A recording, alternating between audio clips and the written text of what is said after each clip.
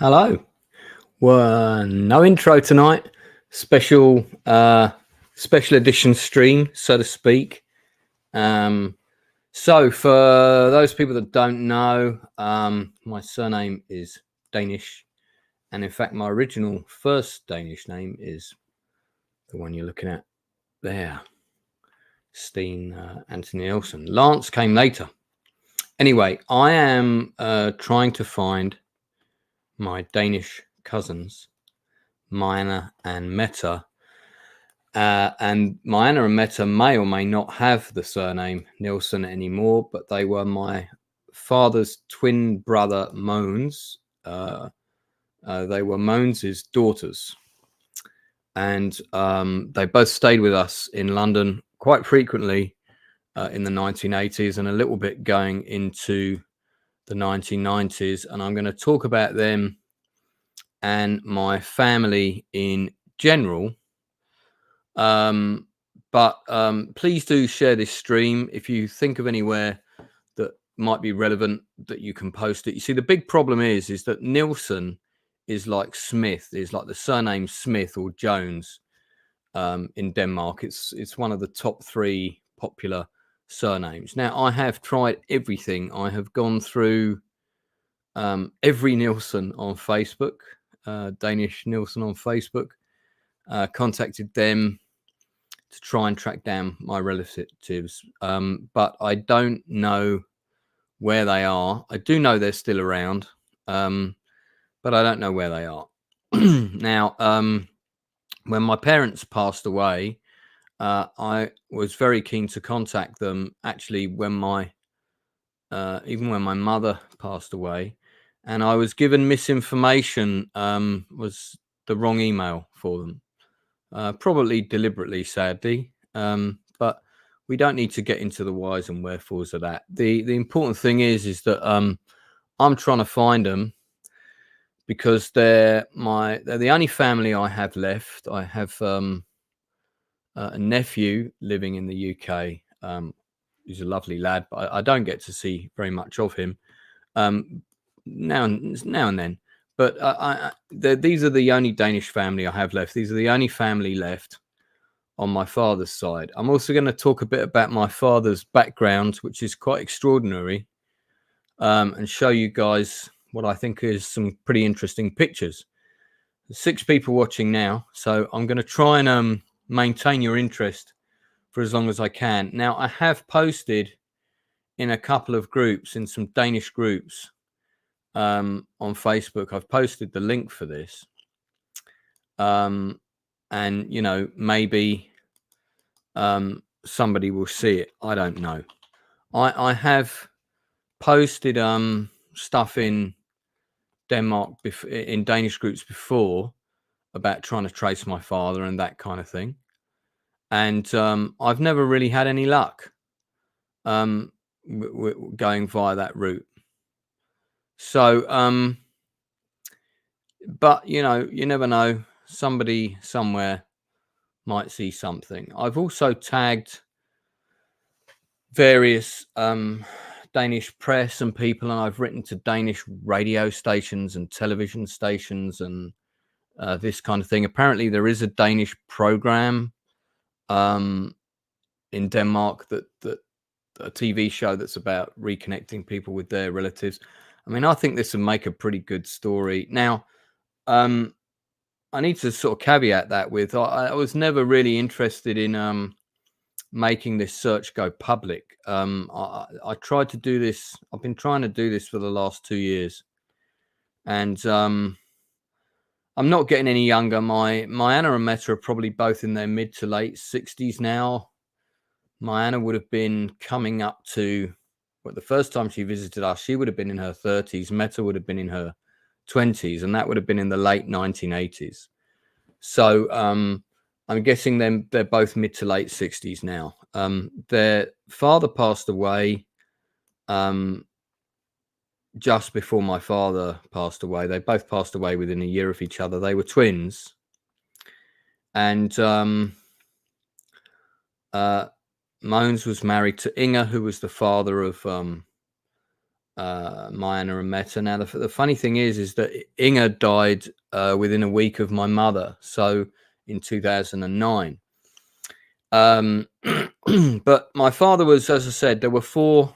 If you look, there's more information below. So if you want to read a bit more, there's more information below. But one of the fascinating things about my dad is that he had a black and white camera from a very young age. But even before he had that camera, and even during World War II, when him and his 2 brothers were, well, 3 brothers then, were runners for the Danish resistance, he managed to get into the newspaper because his school in Slagelse, and I'm going to show you guys where Slagelse is in Denmark in just a sec. That school had 7 twins. 7 twins in one school, 2 sets of female twins, so 4 girls, and then there were 5 male sets of twins in this school in Slagelse. Now, Slagelse is a town that's located about, I think it's about 100 kilometers east of Copenhagen, as the crow flies, more or less. Might be a little bit less, maybe 80. And Slagelse is sort of on the eastern side of that part of Denmark. I'm going to show you. I'm going to share a map in just a sec. But when you look at the date of this newspaper article, it's quite incredible because this 30th of April, 1940. So this is, I think, around the time that, because I think the 1st of April is when Denmark was attacked by the Third Reich, Germany as it was then. And my father was heavily involved in the Danish resistance, and I'll talk about some of the things him and his brothers. There were three other brothers. His twin Mogens, who's in that photo there, and there was Eilif, known as Uncle Eilif to us, and then there was a 4th brother whose name I don't think my father even ever told me, who committed suicide shortly after the war. And may or may not have been to do with things he saw during his time in the war. I really don't know. So just going to show you where my father grew up. So he grew up in the town of Slagelse, like I said, which is east, about 80 kilometers east of Copenhagen. So in that section of Denmark, it's located here. If you look at where the red ring is there that I've put on the map. And my father was involved in smuggling airmen. They were all the brothers all could sail, so they were all involved in this route of smuggling airmen out to Sweden, and also Jews as well. They smuggled Jewish families and also downed Allied airmen that had been shot down, and they would smuggle them out near Nykøbing, which is where my father's family not only had relatives, but they had summer houses up there, and they knew the area really well. In fact, we stayed there when I was young on a number of occasions, and there was a route there that they would take across the water. It's quite a big section of water there to get downed Allied airmen and Jewish families out from the danger of occupied Denmark from the Nazis. So Retro, thanks for popping in. I was hoping to get one of my buddies to come on and co-host this with me, just so I could have someone to bounce back and forth off. Not that they would know anything about my family, but looks like I'm doing this on my Todd, which is not really desirable, but there we are. Okay, so I'm just going to talk about the early life. So like I said, my father was one of a twin. Mogens was his twin brother. They were both born around, I want to say 1929. I'm not 100% on that, but around 1928 to 1930 in Slagelse. And I'm going to just show you where Slagelse is in the grand. We'll get for a bigger map here, and I'll just show you where Slagelse is in the grand scheme of things in Denmark. So this is Denmark. We'll just zoom out a bit. So as you people may know, that Denmark connects directly by the land to Germany in the south, and connects to Malmo now via a bridge. Of course, a lot of people will have seen The Bridge, the TV show. Very good show if you haven't seen it. And Slagelse is in this section of Denmark. The original Legoland is over here, for those people that might be wondering about that crucial piece of information. So Slagelse is here, and this is my father's hometown. His father was an engraver of jewelry, but he also made jewelry, and in fact he made the wedding rings for my mother and father when they got married, and also made my mother a very elaborate leaf brooch. And unfortunately, all of this jewelry was stolen when their first flat was broken into in London. I've got more people popping in on this than I was expecting. We've got 10 people on here already. So I just want to say hello to the chat. So thank you for Taylor Swift, greater than Disney Star Wars. Not even sure what that means, but what an interesting profile name. Thank you for popping in. Regulars, Keith, and John popped in earlier. Thank you so much for that. Sean Innes, good to see you. I suspect I have Danish roots as well. Garutham doesn't sound Scottish, really. That could be. Keith apparently is 1/8 Danish. What are the other 7ths? Keith Rennie, good friend of mine who I've met in person, popping in and sharing the stream. Thank you. Actor David Macy is here, tagging Danish friends. Well, that's very helpful. If you do indeed have Danish relatives or people in Denmark, please do a little post and tag them. That's very helpful. Tyron Lethbridge, I think I know this guy. I think he might be married to an American friend of mine. I can't quite remember. Desert Phoenix is here. Good to see you. Retro Nerd Girl, of course, always puts a smile on my face if I know she's listening. Really good friend of mine. One of the best friends actually I've made on YouTube in the YouTube community would definitely be Retro. I said at the beginning of the name at the beginning of the stream, Top Gun. I assume that's what that stands for.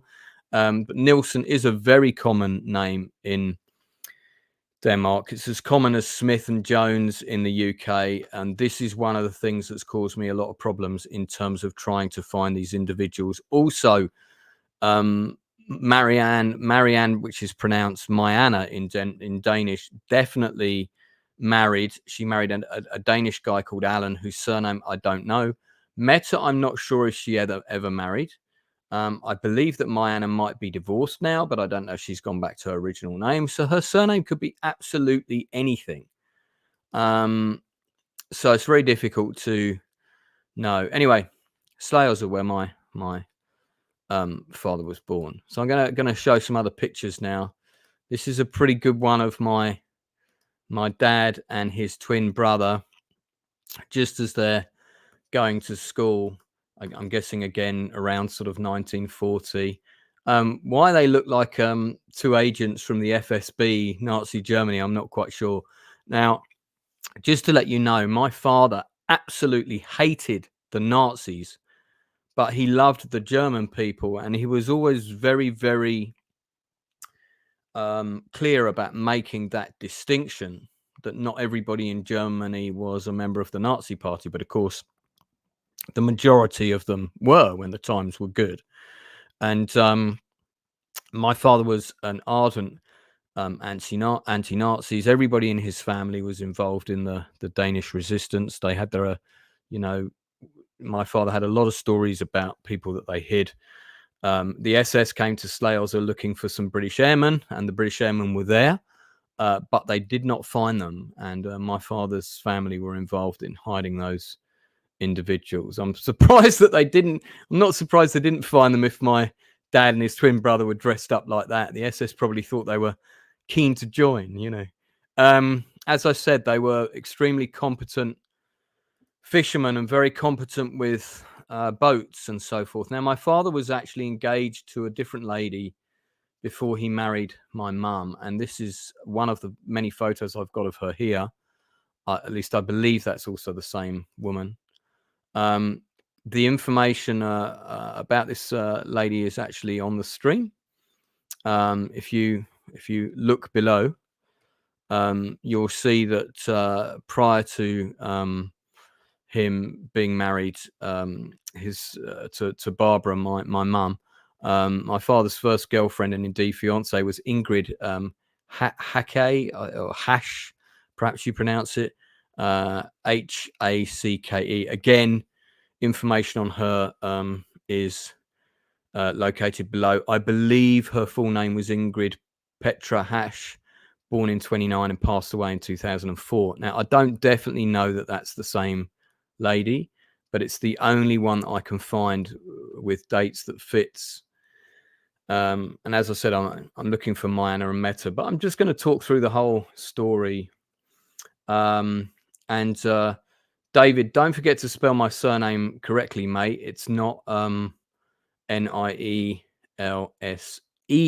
is the surname spelling. So yeah, Keith saying he missed Retro's show yesterday. It's easy to do, Keith, because Retro has so many shows on now in any given week, and they're all interesting as well. They're always interesting.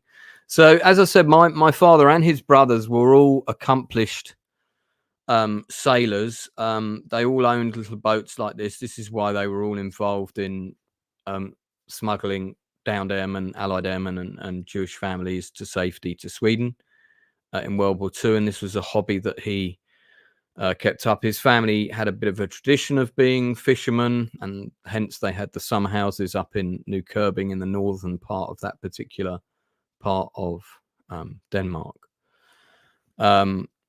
So I'm not sure who the other man is in this photo. This could be Mogens, my dad's twin brother when he's younger. I'm not 100% sure, but I think it is him, because even though they were twins, they looked similar, but they didn't have, their faces were not exactly the same. They were not identical twins, but they were twins.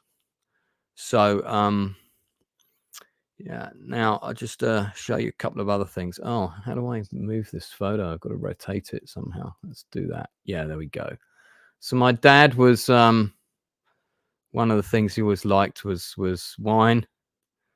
I guess that's a hobby he belatedly passed on to me, because I didn't get into wine until I was thankfully in my 30s. So this is my father. I don't know who this lady is. That could be my father's brother. That could be Uncle Eilif, the other brother on the left, but I don't think it is him. But it's difficult to know because I didn't meet Eilif until he was well, basically in his 70s, I think. Eilif passed away before either of either my father or my father's twin brother. I was trying to expand the photo here, but I don't seem to be able to. Oh, there we go. Hang on. There we go. So I'm just going to move it this way a bit. Yeah. So I don't know who this woman is. This is not Ingrid's. This is not my mother. This photograph, I believe, is taken in my father's parents' house, or certainly it's in Slagelse somewhere. And yeah, that's how the town is pronounced, Slagelse. Yeah, so there you go. That's another one. Now there's another photo here. This definitely is my father's first fiance, Ingrid, in this picture. This would be this would have been taken just after World War II. I've got some fascinating pictures coming up about that. So again, I'm also keen to trace any relatives that Ingrid had, because obviously Ingrid and my father didn't marry.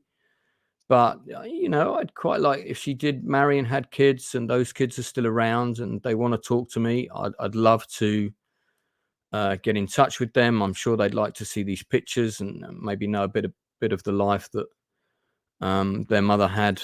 You know, I mean, they were kids, they were teenagers, you know, so we all fall in love in our teens and idealistically hope it's going to be forever. Again, I'm not sure of the girl in the middle. This may be the girl from the last photo.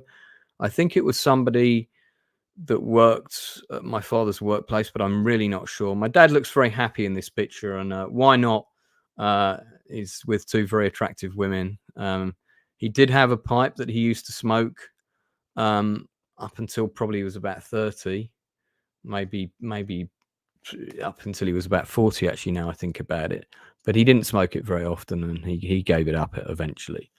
But yeah, so that's another one of my dad. This is just after World War II, this would have been. This is probably around sort of 48, 49, something like that. So my dad would have been very young here, still would have been a teenager. And back in the day, of course, it was very much encouraged that men would wear shirts and ties. That was considered to be very classy. And it was also, if you came from the middle classes, my father had a pretty decent upbringing, I would say, middle class artistic family. Then you dress smart when you went out. So, yeah, okay, let me just show a couple of other things. Right, this is my dad's mother and father. And this is, right, so this is when the twins were born. Here we go. I've got the date of my dad's birth. It was actually 1928. Got it right here, right now. So let's, I just realized that. Slowly filling in little details. So this is like something that I think my dad later created this. I have a feeling that that's my dad's handwriting, because he would have a habit of creating these very artistically laid out photo albums. And that is, I think his mother's name was Elsa. His father's name I forget, but that would have been him and Moans. Yeah, Gunnar and Moans, you can see. Moans, more far, and Gunnar, or more far, mother, father. I would have known them as more and more far, which is grandmother, grandfather. I did get to meet my dad's parents, I think, once, but they were extremely old and I was extremely young. Yeah, so there you go. So my father was actually born April 1928. Now, I don't know what day in April, but he was born in 1928. So that's good to know, actually. That firms up some information a little bit. So there they are. Okay, all of this stuff is to do with the early life. I've got another one here of the twins. Now, I think Sven, yeah, I think this is the brother, tragically, of my father's, who after World War II committed suicide, which is I mean, when you look at what a good looking man Sven is in this, so that would have been my father and his twin. I think that's my dad on the right, but I'm not entirely sure. I believe Sven was their older brother. So you Eilif and Sven were both older.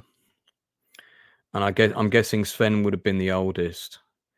And I don't know the reasons behind Sven's suicide. I just know that after World War II, probably late 1940s, tragically, he took his own life. Probably shouldn't dwell on that. And my father said it was something to do with the war that he'd seen, or, and, World War II left a lot of scars on a lot of people. So again, Sven would have been the older brother. This is a lovely photo. This would have been my father and all of his friends. I'm guessing partly from work, and let's just see. So I don't know who any of the people are in this picture. They all look a bit rat-assed, which is pretty funny. Again, I'm guessing this picture's was probably taken in Slayers. This is probably after the war, probably around 47, 48, maybe as late as 1950. This was definitely before my father took his big trip, which you're going to see pictures of in just a minute. So my father is on the far left there. Now that girl has appeared in a couple of our pictures already. That could be Ingrid sort of holding up the newspaper, but I don't think so. I think that's a different lady. Now that I believe on the far right, I think that's Moans, my dad's twin. In the middle, that could well be Eilif, the other brother, because that he definitely has Eilif's face. I mean, I only met Eilif when he was in his late 60s, but that he had a similar face to that. So as we can see, they're all having a jolly good time. A number of beers and alcoholic products on the table. Some Zippo lighters there. Now, if you take a look at that picture, you can, if you look on the table, you can see in front of my dad, there's his black and white camera. So this picture must have been taken with someone else's camera, because my dad's camera is right there. And that camera was in our family possession until quite late. He was very proud that he bought this camera. Not a lot of people had cameras back then, even black and white cameras. And he was determined to buy one as soon as he could after the war. And he told me it was the first thing he bought. My father was a graphic designer. He worked for a company in Slalza initially. I don't know the name of the company, but I do have pictures of him working there. So again, if any of these people look familiar, if anyone from Denmark recognizes anyone in any of these pictures, please get in touch with me, care of my Facebook page. I'm really keen to identify everybody. I suppose so. We're really talking about the ladies in this picture, because I'm pretty sure that's my dad's twin on the right, and probably it could be a friend in the middle, but I think that might be Eilif. But let's keep looking here. So again, at the minute, I'm showing you all the photographs before the big trip. I've got one more in this section. So this is a really lovely picture. This would have been right after the war, because my dad is very young here. And this is right after the war. And I believe that is Ingrid. And I mean, look, they look so much in love there. It's really lovely. Now that, I believe, is the harbor in Copenhagen, not far from the, I believe that's not far from the Mermaid in the harbor, where the famous statue is of the mermaid, the Little Mermaid. I could be wrong. It could be somewhere entirely different, but it's not that long ago since I've been to Denmark. Well, in fact, the last time I went, sadly, was to scatter my dad's ashes in 2011, February of 2011. But I'm pretty sure that body of water with those warehouses is part of the main section of the waterway in Copenhagen near the statue. I'm actually curious to maybe look on Google Earth now and see if it looks familiar, because Copenhagen wasn't hugely, it did take some damage in the war, but it didn't take loads. You know, if you visit Copenhagen, you will see that the majority of the buildings are still intact from World War II. So I'm just looking on a street view now to see if any of this looks familiar. And actually it does look a bit, and you see, getting the right view is a bit difficult, but if we have a look at this, for example, so I'll just stop that for a second. If we look at this, and you look at these buildings in the background. So if you look at the one on the left there, let me zoom in a bit. That's one of, you can tell that's I think that's an original building that's been modernized a bit, probably into apartments. But that's not too dissimilar to one of the ones in the background of what I was looking at just now. Oh, hang on a minute. Well, yeah, difficult to say really. Anyway, but I'm pretty sure that photo, the one I just had, pretty sure that's Ingrid. And I'm pretty sure, because Ingrid was my dad's childhood sweetheart. I think she was probably from Slaughter, but she may have been from Copenhagen, because I don't know the circumstances under which they met. It was not a huge conversation in our house, as you can imagine. With my mum took all this sort of stuff in her stride. She said that there was lots of women always after my dad because he was pretty handsome, which is true. You can tell I'm adopted, obviously. Anyway, so I think that's everything from that album. So that's early life, before kind of up to about sort of 1949. So my dad did national service before he went on the big trip. I think that he did his national service in 1948, and I have his army picture of his time in national service, which is here. Pretty handsome picture there, Dad, if I may say so. And I think that's a pretty cool photo. So that was my dad's National Army. Now, most people who served with him, he was in for I think a year, would not be alive now, sadly. But you never know. Again, interested in hearing from anyone who may be. Okay, so then what happened is around 1950, probably towards the end of 1950, going into 51, my dad, having saved up a fair bit of money, decided that he was going to travel down through Europe and go to Africa, and then in Africa he wanted to go as far as he could, across the Sahara and all the rest of it. Now, it's not clear to me whether Moans went with him for part of this or not, because I'm not always sure who's taking the pictures with him in, but Ingrid did.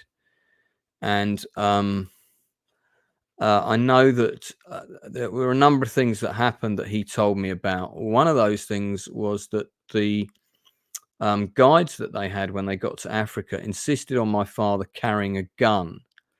And part of the reason for that was because he had a blonde, Danish partner. And at various different times, different men of Middle Eastern and African origin wanted to know if my father would sell his girlfriend to them. This was quite a comical story that got told over many a dinner table. Now, here's an interesting photo that I hadn't thought to try and trace. Perhaps somebody in chat could have a crack at this while I'm doing this stream. So one of the things that my dad did, some of the photos are missing from this folder, annoyingly, was him and Ingrid hitched down through France, to Italy, and then they crossed over to, I think it was Tunisia initially.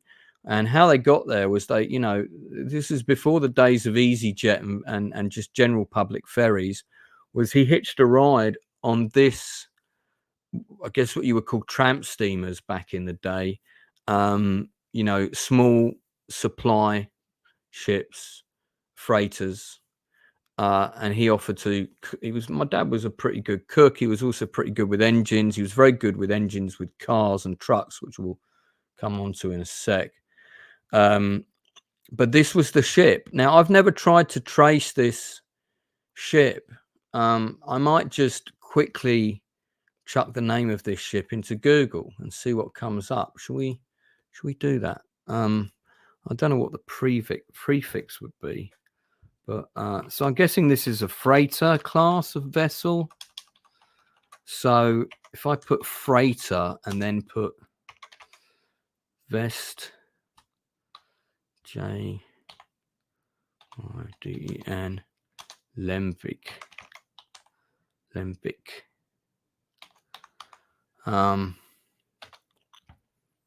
Did you mean freighter Vestig Lemvik? Yes, I do.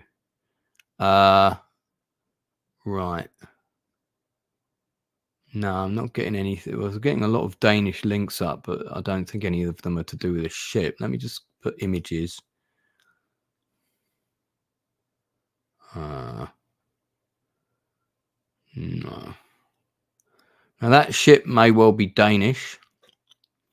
So that may also be why they were amenable to giving my dad a ride. Hey, Darth Plato, thanks for popping in. Nice to see you. Don't worry about that, Keith. No, if anybody who's pretty good at searching stuff wants to see if they can have a bit more of a deep dive, see if they can find out what happened to that ship, or I've got anyone here with a particular interest in naval activities, maybe someone can have a look. But I'm pretty sure that's one of the ships that my dad took to get from A to B to C to D to E to F. And these pictures I'm showing you are not in any particular order, but again, there'll be various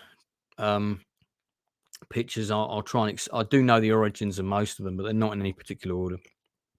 So this one was on board the same ship, I believe, and in this picture are 3 of the crew and Ingrid on the left. That's definitely Ingrid on the left, 100%. I don't know who these crewmen are, but the one in the middle appears to be the chef because he has a chef's apron on. Also, his left ear's pierced there, if you look. Got a tattoo on the right side there. Don't know who the guy is to his immediate right who's eating some food, but I'm probably a crew member, although that may have been somebody else who was traveling with them. And then that's possibly a Moroccan crew member on the right, or it could have been somebody else who hitched a lift. The only person I can be 100% sure of who's a crewman on that ship is the chef in the middle. So my dad would have taken that picture. Right, then we have. Okay, yeah, this is an interesting picture, which makes me think that my dad's brother did travel with him, at least for part of the journey, because I'm pretty sure that my dad and his brother are both in this picture. Again, you can tell from the background this is the ship. So I think, and again, if anybody knows any of these people, get in touch with me. It's a real long shot, but I'm interested in finding out anything about any of the people in any of these pictures. Strangely enough, my dad's twin brother, that's him with the camera round. I'm sure that's Moans. Looks a lot like the actor Duncan Powell from Rogue One in that photo, who I worked with. Pretty sure that's Moans because that's the same watch he was wearing in a previous picture. I suspect Ingrid is probably taking this photo. I think that's probably the captain on the right looking displeased. I think the guy with the camera is probably another guy who's hitched a ride on the left, and that's probably another crewman on the far left, and there's my dad with his cheeky grin in the back. But you can tell that's also on board the ship. David Macy's helpfully found the English name of that ship. So West Uland, and that's part of Denmark. David, could you chuck that into Google and see if you can find out anything else about that ship, maybe? It's not a military vessel. Sean, I found the name of my grandfather's troop ship. He arrived on France in World War One. Well, if you can find ships from World War One, we should be able to find a ship from the late 40s then, I would have thought. I think this picture is taken once they've arrived in North Africa at the port. Now, I'm not entirely sure where that is. And by the way, I've got the original photographs of all of this in a box in the shed, buried somewhere. And I probably should have dug it out, because my dad drew little maps in the photograph album showing his progress, a bit like the maps in the Lord of the Rings book, you know, with the little tracks and stuff following the journey. So I could have actually said with a bit more detail where things are. But so there's Ingrid, again in the middle. And I'm guessing this is either Tunisia or Morocco, somewhere like that.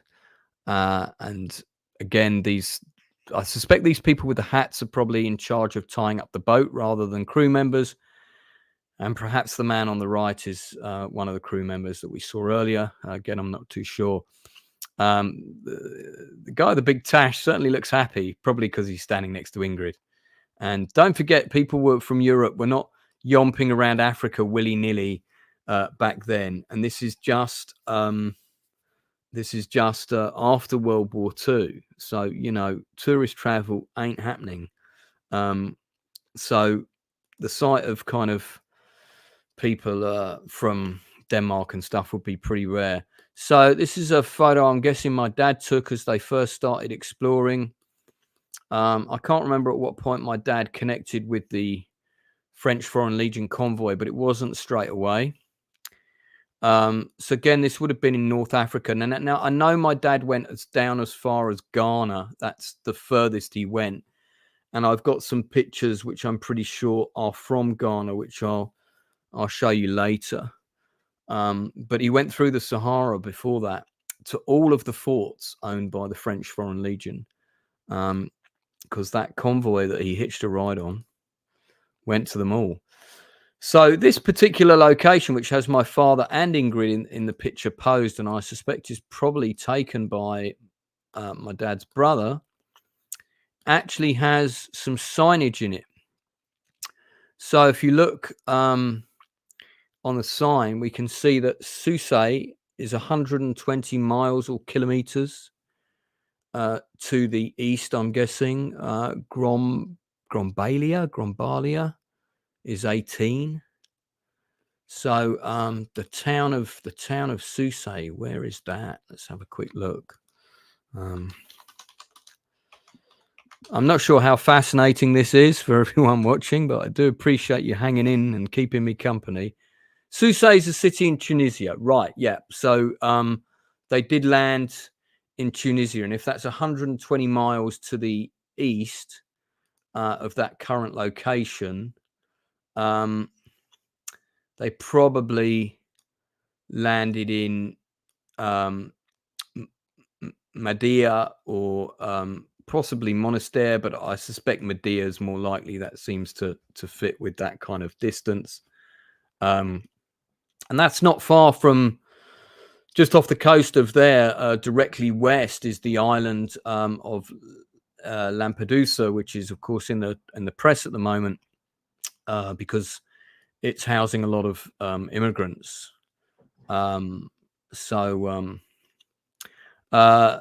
That, David, I'm sure that is the name of the town. So it's probably named after that town, that ship, and that's pretty common. Interesting photo with this chap carrying like his whole life on that donkey by the looks of things. Yeah, so now this is one of my favorite pictures of my dad, and he's actually captioned this, and it turned up in a few newspapers later as well. I think this is my dad's first conversation with his latest mode of transportation. Yeah, my dad had a lot to say about camels. Now, that jumper that my dad's wearing, you'd think that he wouldn't be wearing a jumper and a jacket in sort of, you know, Tunisia. But you know, he told me that people forget, deserts get very cold. Deserts get very cold once the sun goes down, and they're not hot all the time either. So And I think this is Ingrid getting acquainted with her first new mode of transportation. Here we go.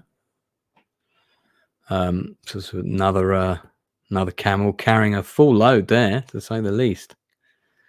Check out Ingrid's shoes in this picture. Not I'm gonna see if I can move this. Can I move this? Oh, I can't. Dragging this around is difficult. Oh, there we go. Yeah, if you look at her shoes, I mean, they're not exactly what you would call desert shoes, are they? I mean, so, think about that for a sec. And we moan so easily. This is a great photo. One of my favorites of my dad. Again, don't forget, this is back in the day when almost no one had a camera.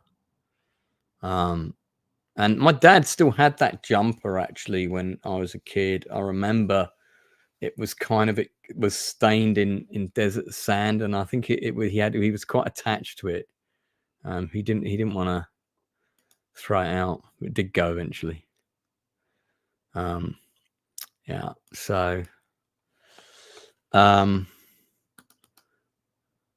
this is interesting. So this is I think I have a photo of this as well. This is one of my dad's drawings. My dad was a graphic designer, for anyone who missed that earlier. This is one of the drawings he made in Tunisia of that particular town with the fort on the hill, the name of which escapes me. But we may well see that shortly. God, we're already 47 minutes in. I think this stream is going to go on longer than I thought, because I've got quite a few photos to get through here. So if at any point I have to dash to the loo, David Macy will keep you entertained with stories in the chat. So again, I want to say this is probably Tunisia, but that said, I know that my dad, he went from Tunisia into Libya, I think, and also Algeria. So, and he did Morocco on the way home. So he did a big loop in Africa. I think taking the convoy, the desert convoy, he probably connected with in Egypt, and then kind of went down through the Sudan, Chad, Nigeria, Burkina Faso, eventually coming down as far as Ghana, the Ivory Coast, and sort of he came up round through along the coast, the Western Sahara, to the Morocco, and then because he came back via the Rock of Gibraltar, which I also have a picture of.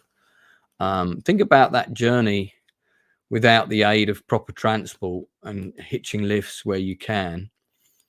Pretty crazy when you think about it. That was 1951. So these would have been, I'm guessing, some sort of local honor guard. This guy's got his saber out. I hope he's not about to wave it at my father. Who knows? But interesting uniforms there. I want to say Tunisian, but again, they could well be Morocco or Algerian. Anyone in the chat knows, feel free to chime in. Not my area of expertise. Let's see what else we got here. So yeah, my dad sort of caught various sort of military parades and things. This is not that long after World War II. There's a fairly hefty military presence in the African territories, and of course, people will remember that then you had, a lot of stuff to do with Algerian independence and all of that sort of thing. Yes, I think Darth, I think you're talking about the time that the British Air Force accidentally bombed that school, which is actually covered in a movie that's on Netflix right now. If that's what you're talking about, chime in. Thank you, Retro. Actually, quite difficult doing this, so it's good to know you're there. So, and you haven't seen the best of the photos yet, guys. We've got to get to the the French Foreign Legion convoy. That's when we get to the really interesting stuff. So, again, some fascinating military bits and pieces that my dad was he would catch. Oh, 1907. Okay, or 1807. Yeah, that I'm not familiar with, Darth. So now, I'm not sure what country these guys would have been from, but I want to say that they're probably French Foreign Legionnaires. But these are definitely white Europeans, and you can see the leading officer there with his shades on. And if you remember if anyone's seen the movie The Battle of Algiers, it's kind of not too far off those kinds of images. And amazing that my dad got these photos. I've got a second photo of that, but I don't think we need to show you both of those. I'll try and speed it up a little bit here. Okay, this is an interesting picture, and again, I'm not sure who's in this photo. And I think this may well have been at the stage that they connected with the convoy. Yeah, Darth, that's right. That's correct. That was in 1945. Good film, by the way. I can't remember the name. Sean, please have a dig around if you can. Or, send me some information privately later. But I have no problem with you posting what you find in the chat. So in this picture here, apart from the fact that everyone's bathing and having a jolly good time, my father's not in this picture. There's a lady on the left, but I don't think that's Ingrid. And I'm not sure who these other people are, but I'm going to guess that they're probably a mixture of tourists, because the chap at the top middle with the white shirt on, I'm pretty sure he was on the ship. It was the same chap in one of the pictures. Now, if you look in the background, you can see what looks like a command tower in what I would think is a military compound of some kind. So these may well be some of the French Foreign Legion chaps mingling with the tourists who are about to say, "Hey, could you give us a ride, please?" I might be wrong, but that might be my dad lying there having a snooze. That could be him, actually. Look. Yeah, do you know what? I think that's him. I think that might be my dad there. So somebody else may have taken this picture. Could have been Inga. Judging from the way that guy's smiling, it could well have been her. So let's see what else we got here. Yeah, so this would be the point that they connected with the convoy, because we now start getting pictures. My father would tell me that they would cook their breakfasts on the top of the engines because they would get so hot, they'd crack an egg open and it would be done in like a couple of minutes. They did have a cooking pot for meat, but anything that could be fried, done on the top of the engines. You can see this truck's full of supplies on the back.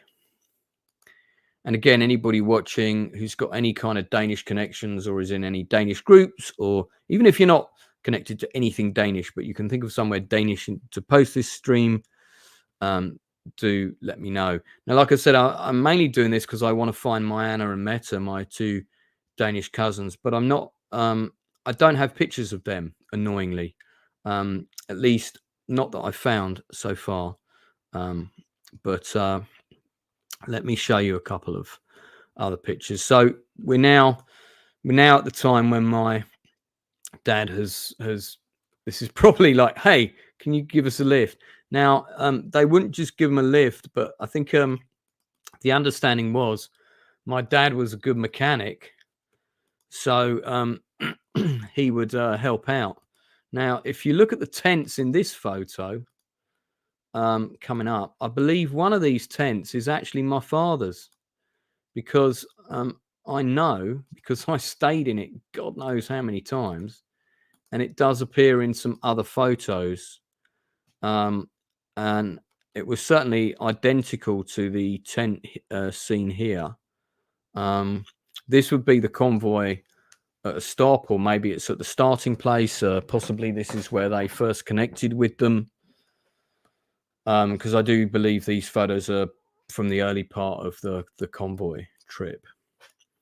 I've got some much better pictures of the convoy coming up, so bear with me. So look at this. No, we just showed that one. Okay, so this next one is a great. Got some great pictures coming up. So this is when the convoy starts off into the Sahara. So we're talking the Sahara Desert here, guys, in earnest. Okay, and note the nature of the road, or rather the lack of it. So we're traveling on sand. So you can see this is a convoy laden with spares, supplies, fuel. Got a fuel tanker there. Now I want to say, my dad said it's French Foreign Legion. So of course the French Foreign Legion is composed of not just natives of France, but also the French colonies. Of course, sometimes criminals will be sent there as a penance. But you know, you're going to be a tough old bastard if you've served a few years out here with the French Foreign Legion. Again, there's my dad's then fiance, not my mum. Ingrid, not Inga, it's Ingrid. Hecky, I believe her surname was, or it was. And I'm just going to put her name in the chat. And I believe she was born in 1929. And sadly, I believe she was passed away in 2004. I'm not confident of that. But the only Ingrid that I can find whose middle name was Petra, that was when she was born and passed away, which seems to fit. This is a great photo. This is the convoy slightly more spaced out. We're in the desert proper now. You know, this is a sort of canyon path. Again, this is not a road. This is not a road at all. And yeah, I mean, Sean, that might not be the name of the ship. It could be the name of the town that the ship departed from. So fantastic picture, this one. French Foreign Legion in full convoy mode. Got a few more of these. Now this next picture is one of my favorites. It's actually the background photo for the stream, but I'm gonna put it up. So my dad got to hitch a ride because, like I mentioned earlier, he was pretty good with engines, and he said the trucks were breaking down all the time, and he would help out trying to fix them.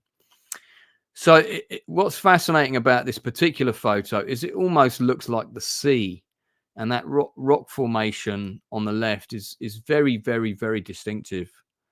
It's a very interesting picture. Now I want to again say that these are probably Tunisia, Algeria, Tunisia, Egypt. These would have been. Yeah, fantastic stuff. So we got a few more of these. We have the ice station zebra photo coming up, as I like to call it. So this would have been an old, the remains of an old airfield. I don't know if this was one of the scheduled stops and was actually occupied by the French Foreign Legion. But I remember Dad saying that predominantly what they stopped at were fortresses or castles that would have a garrison. So, I mean, this may have been abandoned, but from some of the bits and pieces that are around, it looks like it was used recently. I always call it the ice station zebra photo, even though it's in the middle of the desert. Pretty cool picture. One for a postcard almost. And they arrive, most of the stopping off points were a series of oases. So this would have been the first one that they arrived at. Again, if you can identify any of these exact locations, I'm always interested to know. Please let me know. And these are in areas where you can't exactly go and have a quick Google Earth for a street view. Here's an actual proper road, if you can call it that. Still very much a desert. It's not tarmacked or anything. Still very much of the time, and this would have been one of the first oases they would have stopped at.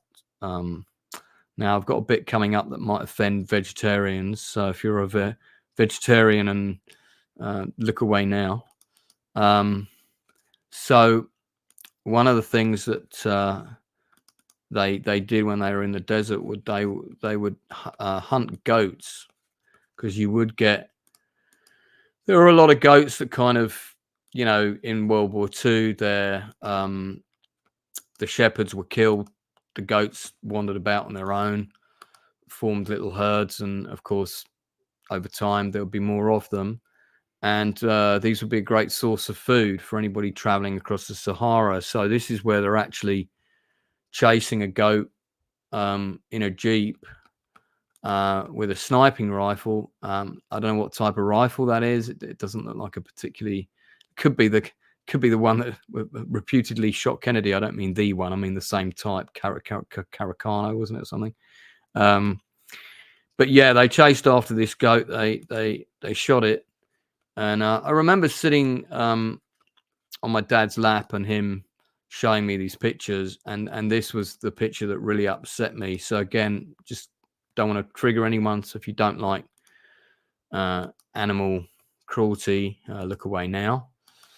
But I think I should show it because it's relevant for the time. So of course they captured the goat, and actually one of the men here, and I think we've seen this man in some of the earlier photos. So maybe he was some kind of guide that went with my father potentially.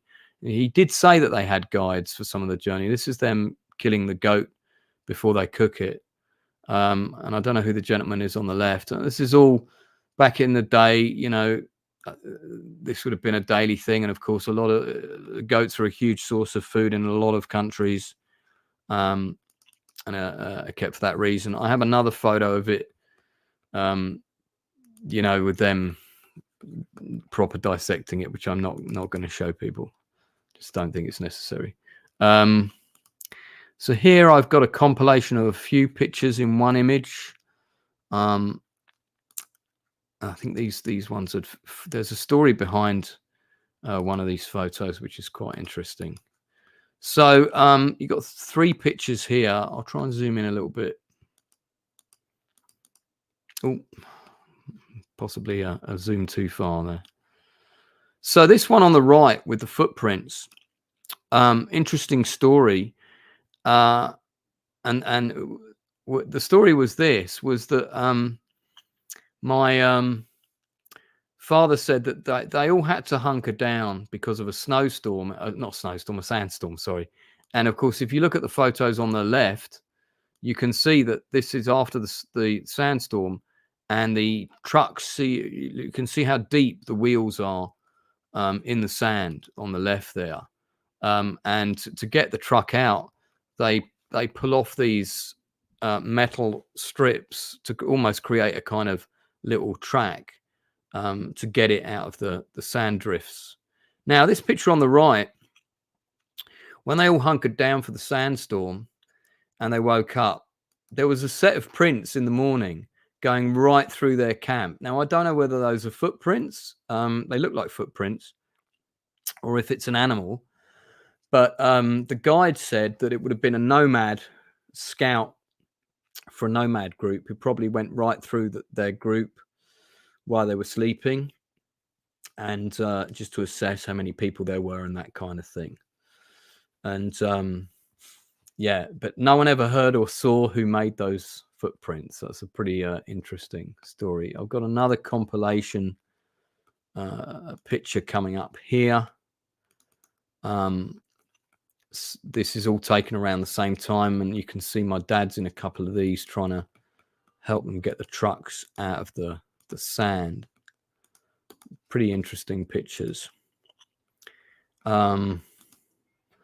So there's 4 photos here. You can see again how deep the sand drift is. And you can see most of these vehicles, it's a mixture of stuff. Most of it left over in Africa from World War II. These are mainly Allied jeeps, trucks left over. Then there'll be some French stuff, but a lot of it is all stuff that's recycled from World War II. That's probably, the engines are probably hanging on by their fingernails, So Yeah, that's more of the whole convoy situation. Let's see, what's this one? Okay, yeah, this one's pretty interesting. Again, it's another for now. I think we're getting slightly out of order here because the castle that my dad painted might be the one on the left here, bottom left, but actually I think it's a different one because it's not in a town. So actually it's probably, yeah, we're probably still relatively in order here. We've got 4 images here. I draw your attention to the one on this is the castle on the bottom left there. I'm going to zoom in a bit here. One of the photos that I think is particularly interesting is this one at the bottom here, because that's taken at night, and this is in the days when flash was fairly limited. And I'm not even sure if my dad's camera had a flash on it, because back then you had to, flash would be a big thing you would stick on top of the camera. I think he just did the right exposure and got quite lucky with that picture. And I think, if I remember rightly, this is a group of nomads that they met on the journey who stayed and had dinner with them one night. And my dad, of course, was fascinated by them all and sort of wanted to know everything. And you can see here these guys at the bottom who are sort of dressed in some military attire here. They would have been affiliated with a local tribe of some sort, probably connected to the castle. Now that castle was probably occupied by the Foreign Legion. You can see there's the shaded tent there for the top there. That probably where the lookouts would have been, so don't get burnt. Yeah.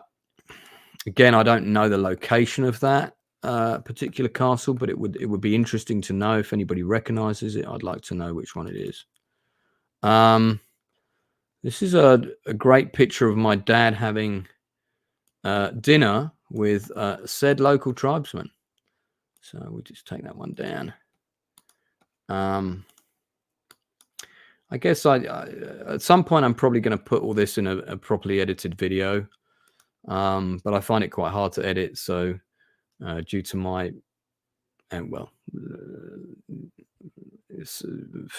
physical disabilities, shall we say, which don't allow for long periods of concentration.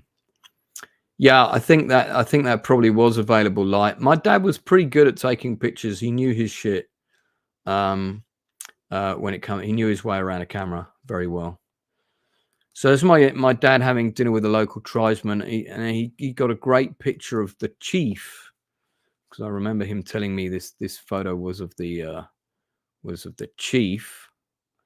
Right, so let me. Yeah, this great picture. I mean, this guy really looks like a character out of like a Lawrence of Arabia movie or something, Check this guy out. What a picture this is, I'd love to know who that guy was. So, but again, he would have been one of the local tribesmen. There was often bartering and things on the trips. Goods were exchanged. My dad remembers bartering chocolate. He said a lot of people kept trying to buy his camera because, of course, cameras were very rare.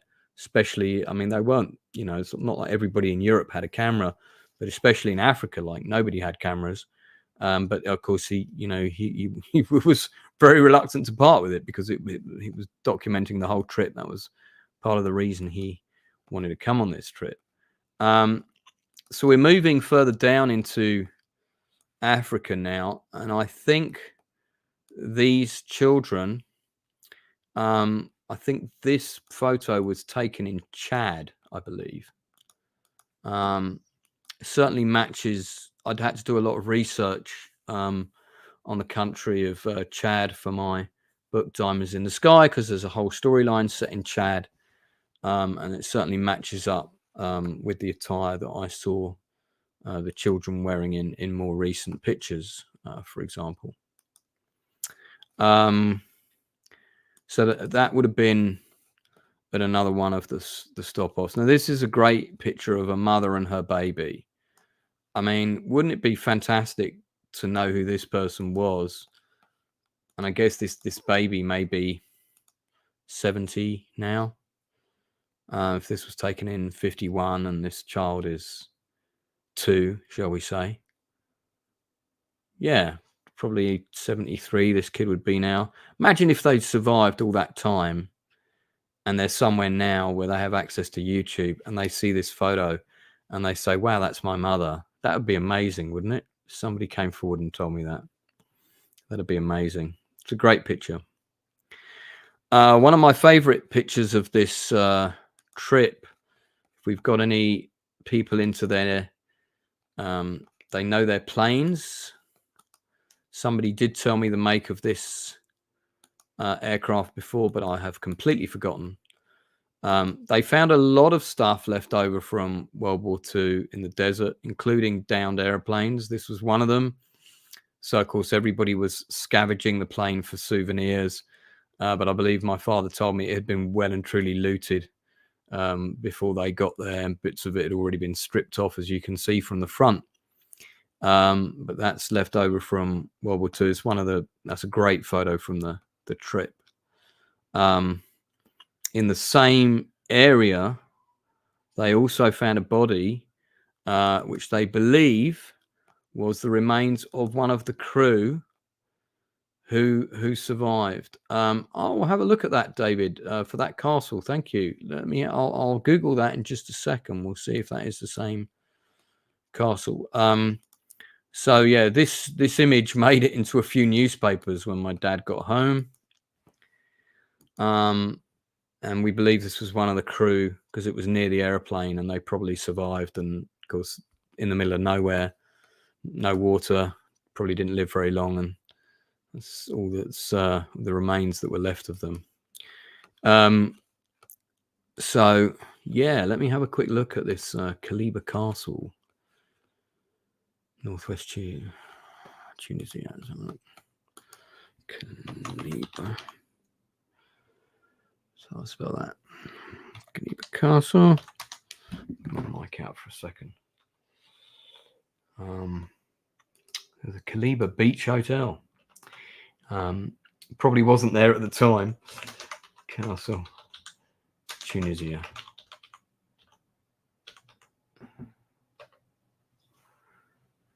Yeah.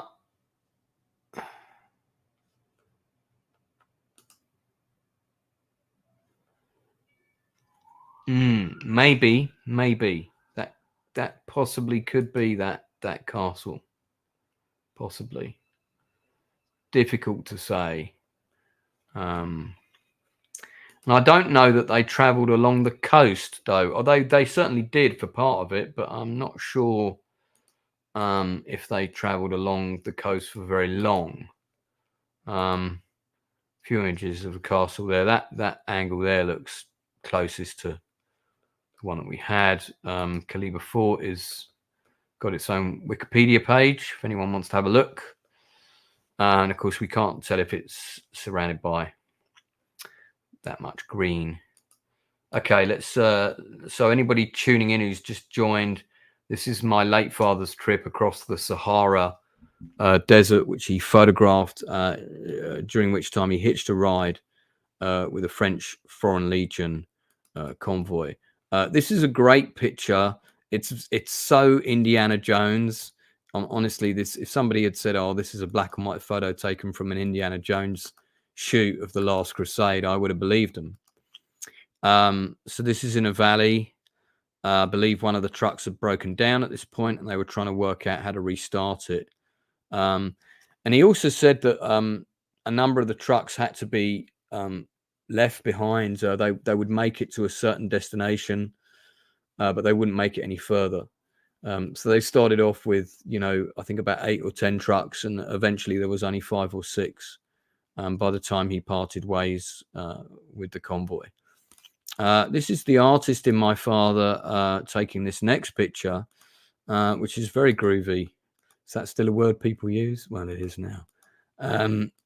Yeah, he took this shot rather cleverly in the wing mirror to capture himself taking the photo of the man in the desert. Now, I think looking at that picture, that's from the piece of desert they passed a while back, because I think that's that same area, that rock that kind of looked like it was almost in the sea. So I'll show a few more of these, and then I want to kind of get to a bit later in his life and other relatives, which is more relevant to the search. But I wanted to make this stream interesting, so I did Retro Nerd Girl saying, that's what I've been thinking of all the photos. It feels very Indiana Jones, and this is in the time when Indiana Jones was, this is Abe. It's been almost 2 weeks since the London meetup. We'll have to sort out a UK meetup at some point for sure, buddy. And if you're one of the people I met who's got a channel, I think you are, and I think we spoke on Twitter. Let's sort you out coming on the channel sometime. So as I say, this isn't my usual stream. These are the kind of photos I find really interesting, because I wonder, is anyone in this picture alive now? Probably not, because the life expectancy in a third world country back then would have been, probably 40 to 50 years of age. But this is clearly a family with some other, maybe one or two others. There's my dad standing very proudly at the back. My father was always very interested in other cultures. He really wanted to know the world. He wanted to see what it was made of. And he went all around Europe as well, and I do have pictures of that too. But this is the most interesting part. I'm already on nearly 1 hour 20 minutes, so I might do a second part of the stream. Now, this is the first time I ever saw a naked lady. So again, just warning. There's some nudity in the next picture. This is the first time I ever saw a naked lady. It may well have accounted for my taste in women later in life. But that's the first time I'd ever seen a naked lady in a picture. And it was in my dad's photo album. I'm scrolling through it when I'm like 5 years of age or something. And suddenly this picture's there and I'm like, oh, so I'm assuming that would be her son. And again, if he's alive, he'd be in his 70s now, probably late 70s. Again, life expectancy not very high. Now we're coming down more towards Ghana now, when this picture was taken. So I think this lady is from Ghana, or certainly near to Ghana. Because we're getting to that sort of section of the trip. This is the group of. This is the main group.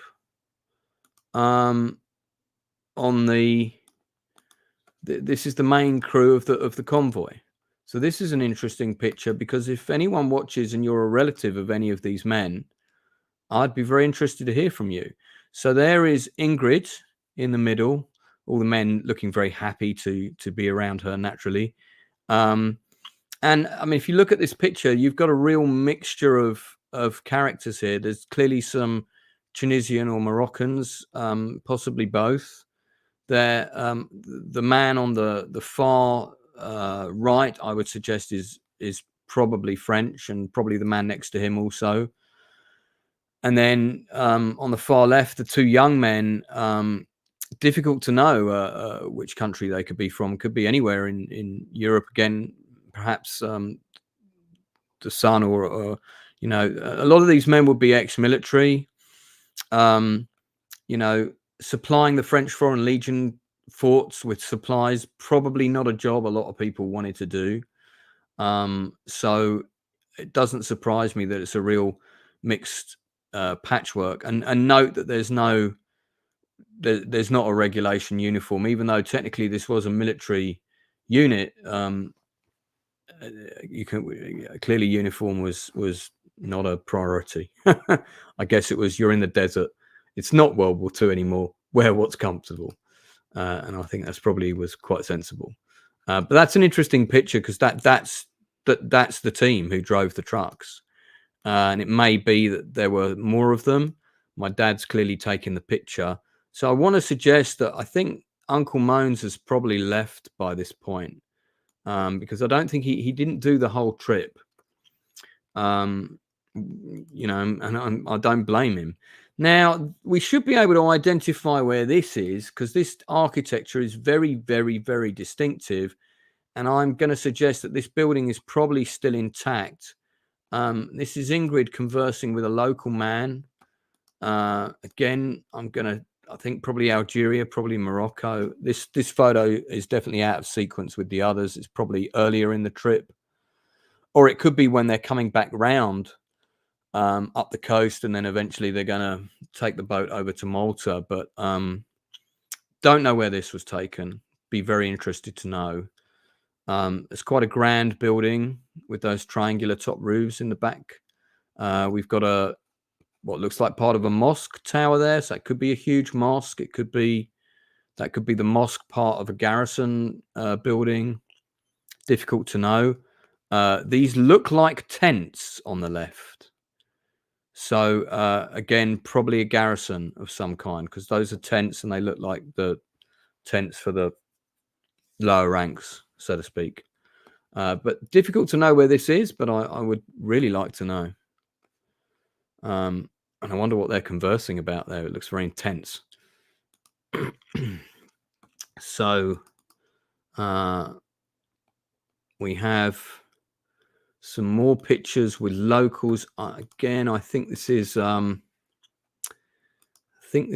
Moans on the right, but I can't be sure. But I think so. But difficult to know. Notice how he's got, I think he's got gaiters above his boots there, which were part of a military uniform to protect your socks from getting too mucky and all of that. And to keep your trousers also away from mud and things. Right, so I won't show all of these, but now I believe this is probably the same ship from earlier. Again, my apologies that these are not in sequence. This is either the same ship from earlier, or it would have been the one that they caught to Malta later. I'm going to try and zoom in on that name on the side. It won't be in focus, but we might be able to. That's very difficult to tell what that says. Can't tell. I think that's probably the same ship. And it could have been that my dad took that photo when the ship was departing for its next stop. I think that's probably quite likely. So that probably was the ship that they came on. It wouldn't have been the next one because they would have been on it. This is one of my favorite pictures of my dad. And again, this was also taken on this trip. So if you look at the pictures of him when he's got a bit of a beard and all the rest of it, and then he has a shave, which he'd done here. Look at the difference in how much younger he looks in this picture with the monkey. He really looks young here, but this is all taken as part of the same trip. And I think this was on one of the boats, probably again on the boat coming over.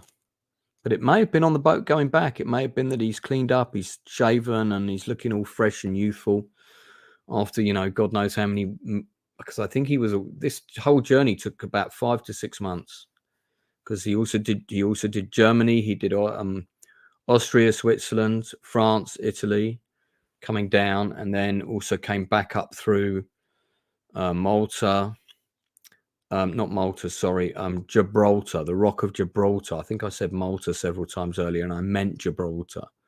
And came back through up Gibraltar, Spain, and eventually came back through London, which would have been his first time in London.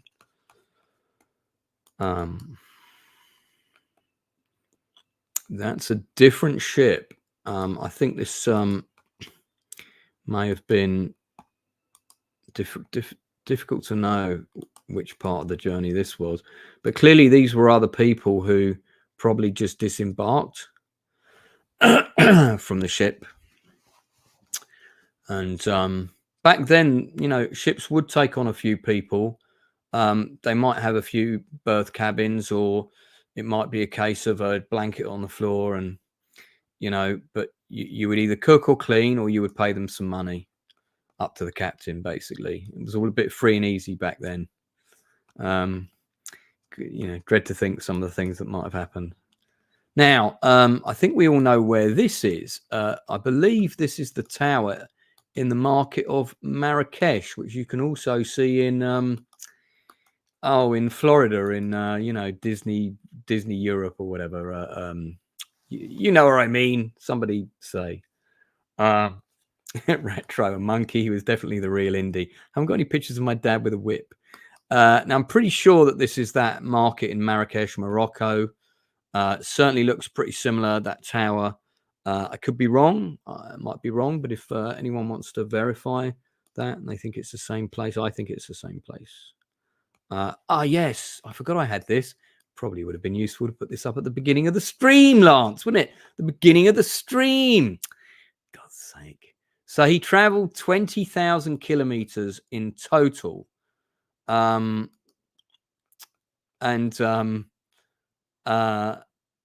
and there was one of the ships, I think, that they went on. I think it sank, but not while he was on it, fortunately. Again, I'm just remembering bits and pieces. This is in the photo album. See, look at my dad's. Remember, my dad was a graphic designer, and he came from the. Thank you, Sean. Epcot, yes, Epcot. He came from an era of you know, all done by hand.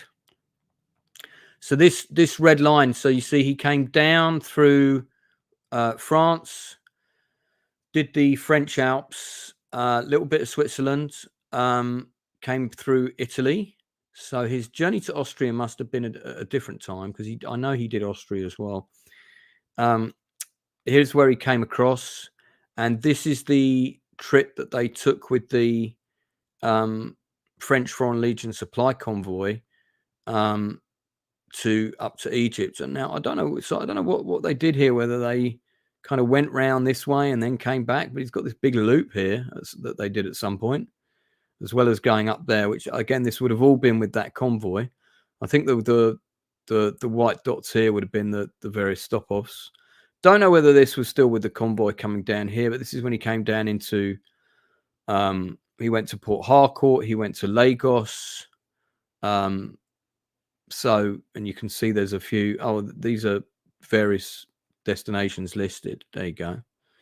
And then he caught a boat somewhere. So they came up on the coast, came back up here.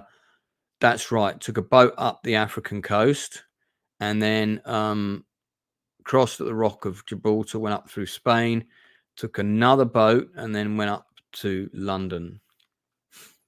So yeah, there you go. Man, I mean, that's an epic journey and a half, isn't it? Epic journey and a half. This is an interesting picture. This would have been presumably departing from one of the African ports, or potentially approaching one, but I'm not sure which.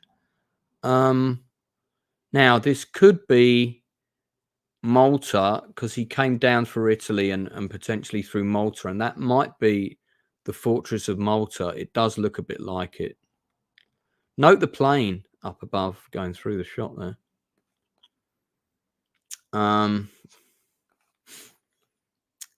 Yeah, Sean, it's, you know, it's amazing, isn't it?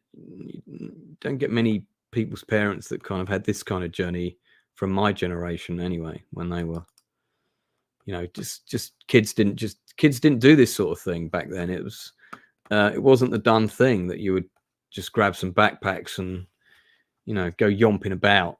I've got a couple of other pictures here that I missed over. I'm gonna show people quickly. I guess I know it's a long stream, guys. Feel free to dip in and out, but I guess we're looking at 2 hours. Now, this is an interesting one, because unless I'm wrong, one of the other girls in this picture was in some of the early photographs in Denmark, the lady on the left. And I want to say that that's Moans's girlfriend. There is Ingrid again. I think that's, I mean, that could be my dad on the right, but that could also be Moans on the right. I'm not sure. It's unlikely that my father would have trusted anybody rather than Ingrid or his brother to take the pictures. Yeah. As I said, there were several attempts actually to. At one point, these guys tried to kidnap Ingrid, and it all got very hairy. So, you know, very hairy indeed. This is a good photo. I'm trying to show you as many of these as I can. I'll probably at some point try to get them put into a single video. I would have loved to have met Ingrid. When I found out that she'd passed away, at least I believe so. Because I believe Ingrid Petra Hecke is her, I believe. I was quite sad to read that. My dad did, you know, my mum didn't have a problem with my dad talking to us about her, and because my mother was also married before. That's a whole other story. So they'd both been in big relationships before they met each other, and they were together they got married in the 60s. I've got a great picture of my mum and dad to show you guys, coming right up. In fact, actually, I can, if I drop out, I can put that up for you pretty easy. Hold on a second. Let me do that right now. No, I'll say, well, I'll wait on that. I'll wait on that. Show you that picture in a little bit. Let's try and get to Europe here. See. Okay, I've got some pictures from Ghana here. Yeah, I wanted to. There's one of all these kids, which again, it's like, are any of these people alive now? You know, this is a good one over there. I've got a good one of everybody cooking on the trucks. And let's see what else I've got here. This one, yeah, that's the one I wanted. Okay, all right. So, I mean, having been to Africa, you know, if you're a white man and the kids in the village see you, they normally think you're bringing sweets, so they will come up and will say hello. And this is a great picture. Now, if any of these kids are alive now, they would be in their 80s, late 70s, 80s. Again, be fascinating to know if any of them are still alive. Probably not, sadly. But again, life expectancy in Africa back then, if you lived to 50, you're an old man, you know. But I'd love to know. I mean, if somebody got in touch and said, this is me in that picture, I'd be bowled over, you know. Love to hear the story of my dad coming into their town or whatever. Be fascinating to hear all that.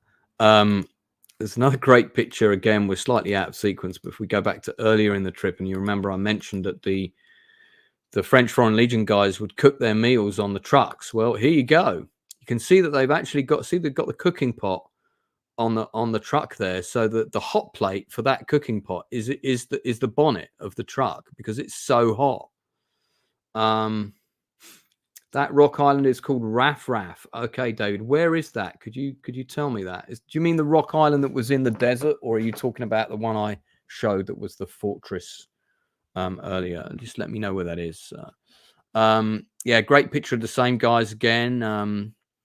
The chap on the left, I think, is possibly the leader of this group. Again, I'd be fascinated to know who these people are, or were. Great one of the you know, the kind of the local life here. And, you know, having been to Africa, in some places, it really hasn't changed that much. And they're also keen to be westernized. And I have to say, when I'm out there, I think, yeah, don't rush to be like our countries, you know.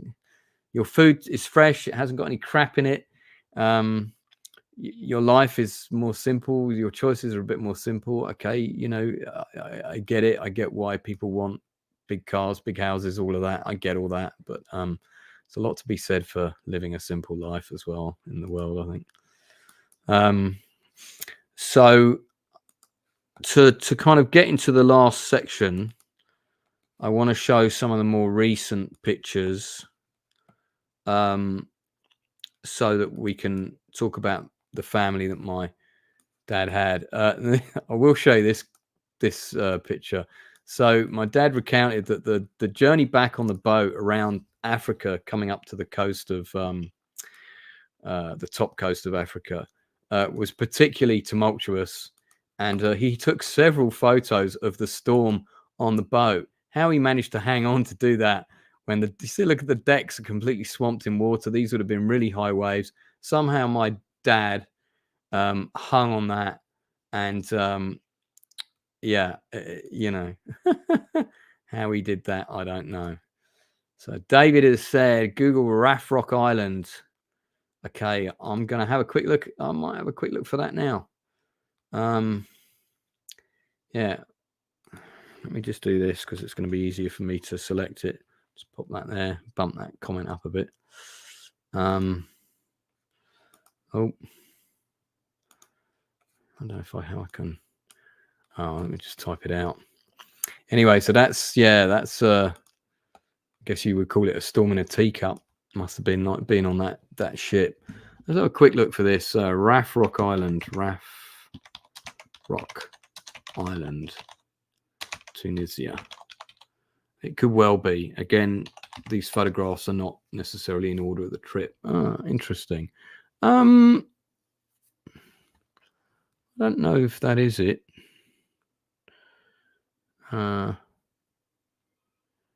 Yeah, I see what you're saying about with the rock looking like it's in the desert.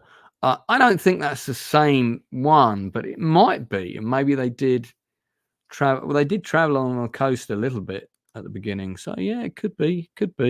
But I think it's in the sand. It looks like it's in the sand in the photo. But thanks for sending me that, David.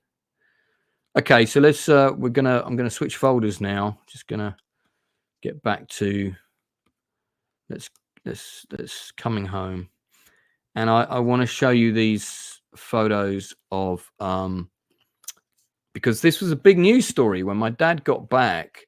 It was a big news story, and he made the national newspapers in Denmark again because people didn't travel like this back then. They just didn't travel like that. They didn't make these kinds of journeys. So we got some interesting pictures here that I'm going to show you. But what I'm going to do is I'm going to change my background to that picture, and I'm going to drop out for just a sec, and you'll be able to see my mum and my dad not long after they met. Take a look at this picture.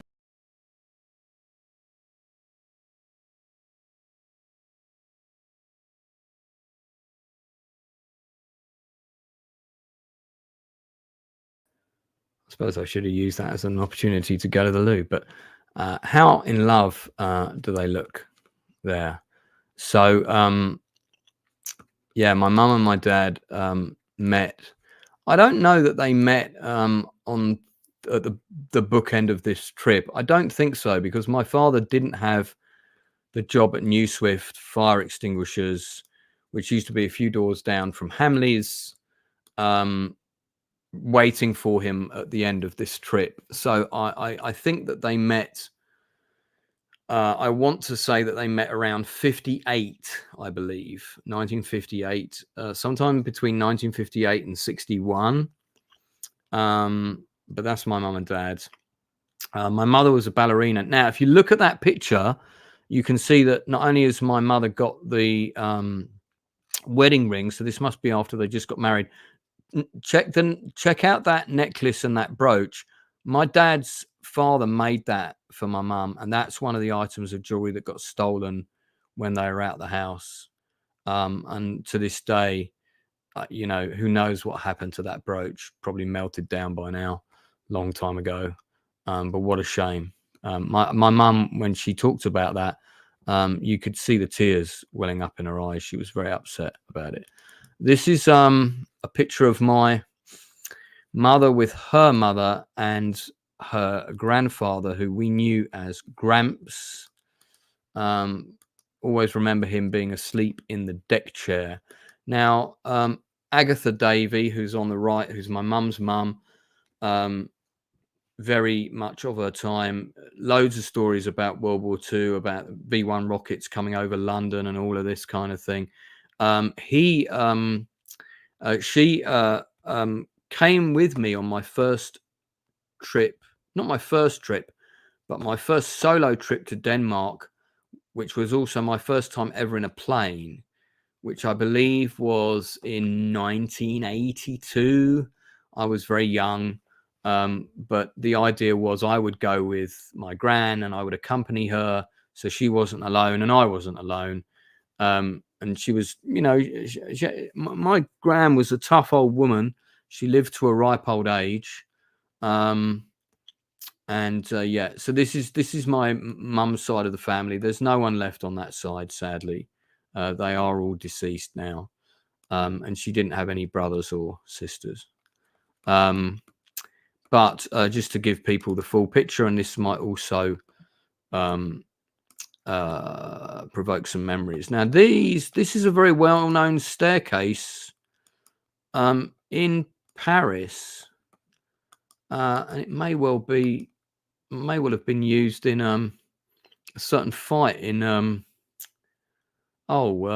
latest John Wick film. This might have been on that staircase. In fact, I think this is the same staircase. So it's my dad with a French baguette there, and I think he's probably holding a block of cheese or something. And yeah, there you go. So thanks for that, Abe. I am adopted, so I'm not biologically related, but I appreciate the compliment. People have told me that before, and I take that as a huge compliment. My birth father is a children's television presenter, but that's a whole other stream. So yeah, one of the ones from Play School, by the way, in case you were wondering who. This is a good picture, and this is more relevant to me trying to find my Danish relatives, because this is my mother with my dad's parents, and I think it's the only picture I have of them together. So it's my father's father, the engraver from Slaughter, and his wife, and my mother in the middle. So yeah, Sean, I'm pretty sure that is the staircase that leads up to the big church on the hill. Yeah, so again, I'm looking for people on this side of the family, particularly my dad's twin brothers, daughters, Marieanne and Mette, are who I'm trying to trace. They are pretty much all I have left on that side of the family. Now, this is an interesting photo, because here is my father with the aforementioned tent that I showed you in the other picture. So he took this tent with him to Africa, and I'll tell you now, because I used to sleep in this tent in the garden, and that's Ricky the dog, who was around, still very old, but he was around when I was a baby. This tent had brown desert stains on it and sand in it from the Sahara, I shit you not. And you could never get rid of all the sand, and it had these kind of brown sort of stains from sandstorms around the edges on the corners, and it all packed up into a neat little tube that we would carry about, and we used to put that in the garden, and my friends would come around and stay in it, and we'd keep everybody up all night laughing and making lots of noise, drinking huge bottles of Coca-Cola, which was very unwise. But this is the sort of thing my dad was a real outdoors kind of guy, as you can guess. My mother, not so much, but I think she indulged him and went on a few trips with him. And I'm going to show you one photo where she really indulged him. So again, this is on a different trip, but this is in the Swiss Alps.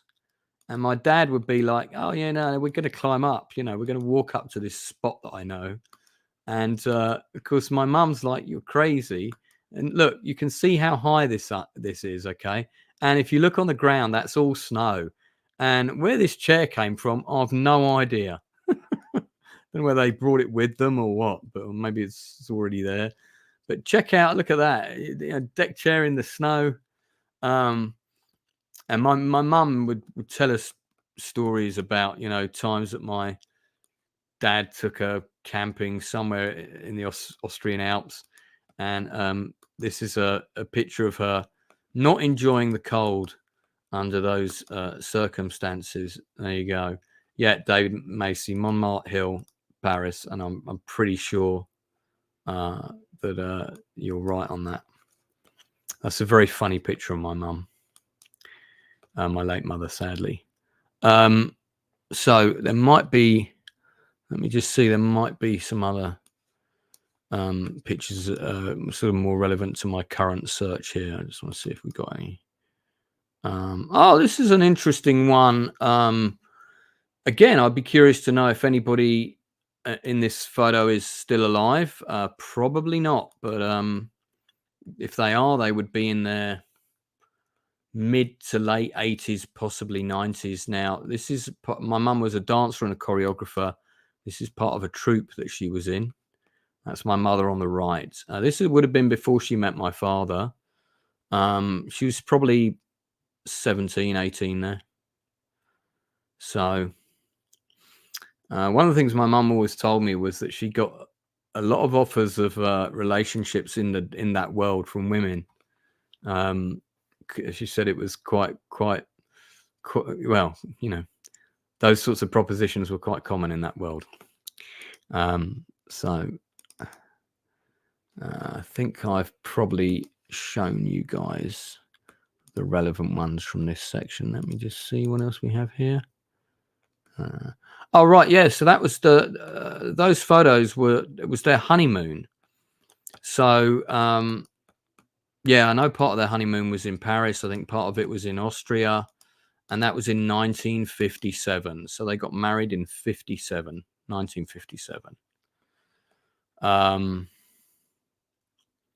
So, and actually you can see it says Vorez and Ostrig. Now that's definitely Paris, that bottom picture. So I think the name of this location is probably in the album and is down on the bottom. So I think that's my ex-partner's fingers on the top right, holding the album open when I took photographs of it many years ago. Yeah, but that's Ostrig, which I think is the Danish name for Austria, I believe. Vorez, probably a location in Austria, I'm going to guess. I think I might have just a couple more here to show. 90% sure this is Austria. Looks very similar to the location used for it's either Austria or Switzerland. Very similar to the locations used in the final episode of Band of Brothers. Those people that have seen it. Now, let me have a quick look.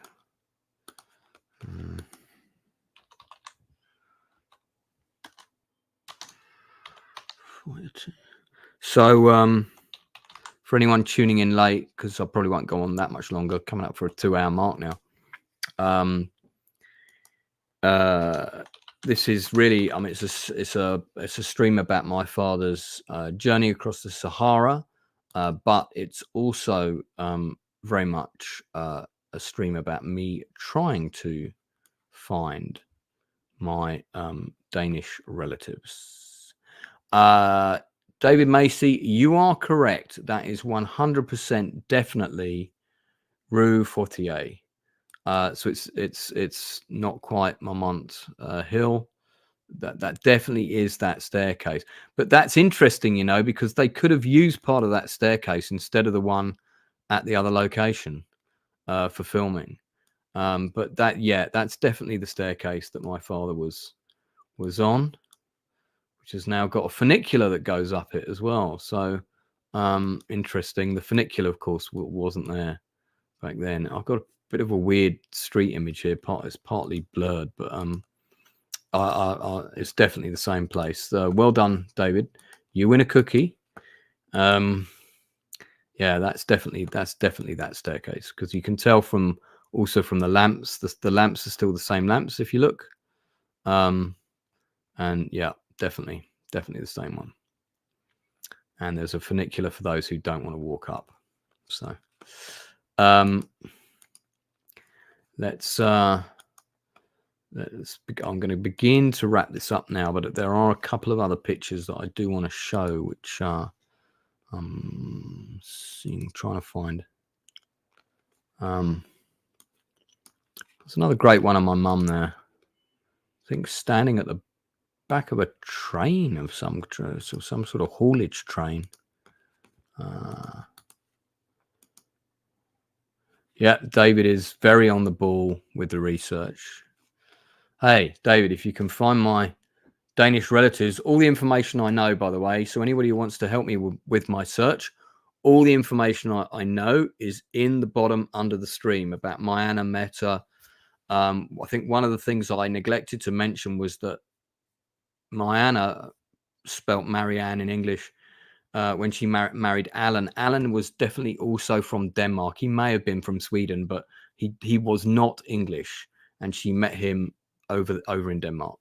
But she did work for Lloyd's of London for a time. So yeah, let me see if there's any other pictures from this section. I think because I'm going to show you where my dad used to work, and I do believe I've got a picture of that. If it's in this section or not. It's one of my favorite photos of my mum is this one. I wonder what she was thinking, or if she was just posing when this picture was taken. That's a fantastic picture of my mum, late mother. She was really beautiful. And later in life, when her hair started turning grey, she sort of dyed it kind of like a fiery red, which I always thought looked a bit strange, but you know, can't blame her, can you? We all get old. So this is another one of actually, so I've got two pictures of mum meeting my dad's parents. So again, this is important for the search. This is on the Danish side. These would have also been the parents of Mogens. So these are the grandparents of Marieanne and Mette.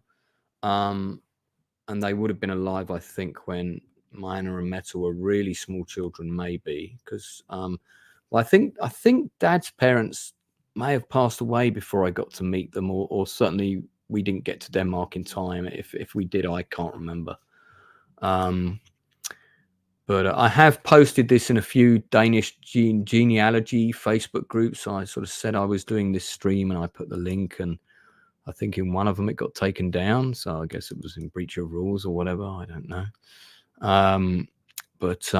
You know, so I think that's, hang on, let me see if I can. Right. So coming home. Yeah. This is what I want to show you. Okay. So this may help with the search. It may not, but I think it will help. So my father came home or came back through London as part of that journey. This is before he met my mum. Do you want to see what the Houses of Parliament looked like back then? Let's have a look. They look like this. It's quite funny because that's almost like a selfie, isn't it? You know, when you do those kind of selfies and you put yourself on one side of the photo and look at that. The Houses of Parliament, one section of them covered in scaffolding, how things change and how they stay the same. There's always a section of the Houses of Parliament in scaffolding. You'll note that the Tower of Big Ben is slightly different now. It's different now. It hasn't got that kind of, the apex is a little bit different to that. It hasn't got those open area bits on the side there anymore. So the design of it has changed a little bit. So my dad's story, this epic journey that it was, it made the newspapers in Denmark, and it was on the Daily Mirror, And now this is English, so this actually might be that they made the paper in the UK. Because this one is in English. So I think this is the Daily Mirror in London. And if I can actually, let me take off the scrolling text so we can see everything. Hold on, let's hide that for a sec. And I'm going to zoom in and broaden this a bit. Yeah, you think I'll be more organized with this, wouldn't you? So they made the front page. So look, now they spelled my dad's name wrong. You see, E-I instead of I-E. It's I-E. And his fiancée, Ingrid Hash, not sure how you would pronounce that. But yeah, so she was 21, he was 23. So he was born in 28.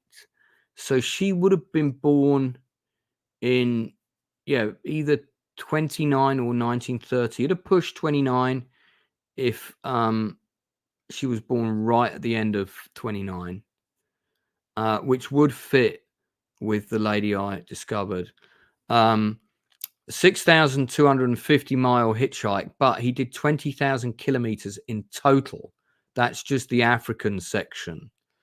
Lifts on army lorries and with Arab motor caravans across the Sahara. They gave up their jobs, set off to see the world before getting married.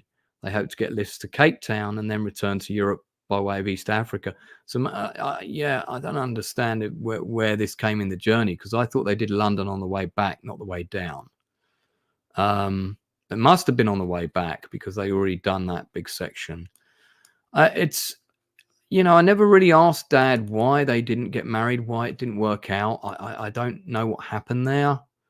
And I kind of feel sad that it didn't work out, because, they clearly loved each other. But, these things happen. All right, so I'm going to put that back up for us. So this is some of the Danish press that they got on the story. There's that skull picture. I can probably get all of this text photograph. There may or may not be useful information there. I think it's more or less the same. And again, these newspaper articles don't talk about Moans, so I think Moans either met them briefly, or maybe that wasn't Moans at all, and he didn't participate on any of the trip. But I have vague memories of Dad saying he was there for part of it. I could be completely wrong about that, because this is all going back long ago. Yeah, it's in pennies, not krona. Yeah, I mean, that's definitely the English mail that we just had. This is some of the Danish press. There was quite a bit, because as a result of all this, my dad and and Ingrid got to meet, and I'm not exactly sure who this is, but I think it's a member of the royal Danish family, I believe. But I could be completely wrong. But this is something to do with the trip and them coming home. My dad looks very proud there. That's Ingrid looking a bit bashful. Not sure who this chap is. Again, I'd be really keen to know, but it's some sort of massive formal event, and you can see they're being applauded. I think they got given some kind of medal or, something. Because, again, no one did trips like this back then, So what they achieved was pretty amazing. I've got some more press articles here. You see, I want to say, I think this proves that actually my dad's brother was there for part of it, because I am 90% sure that is him in this picture.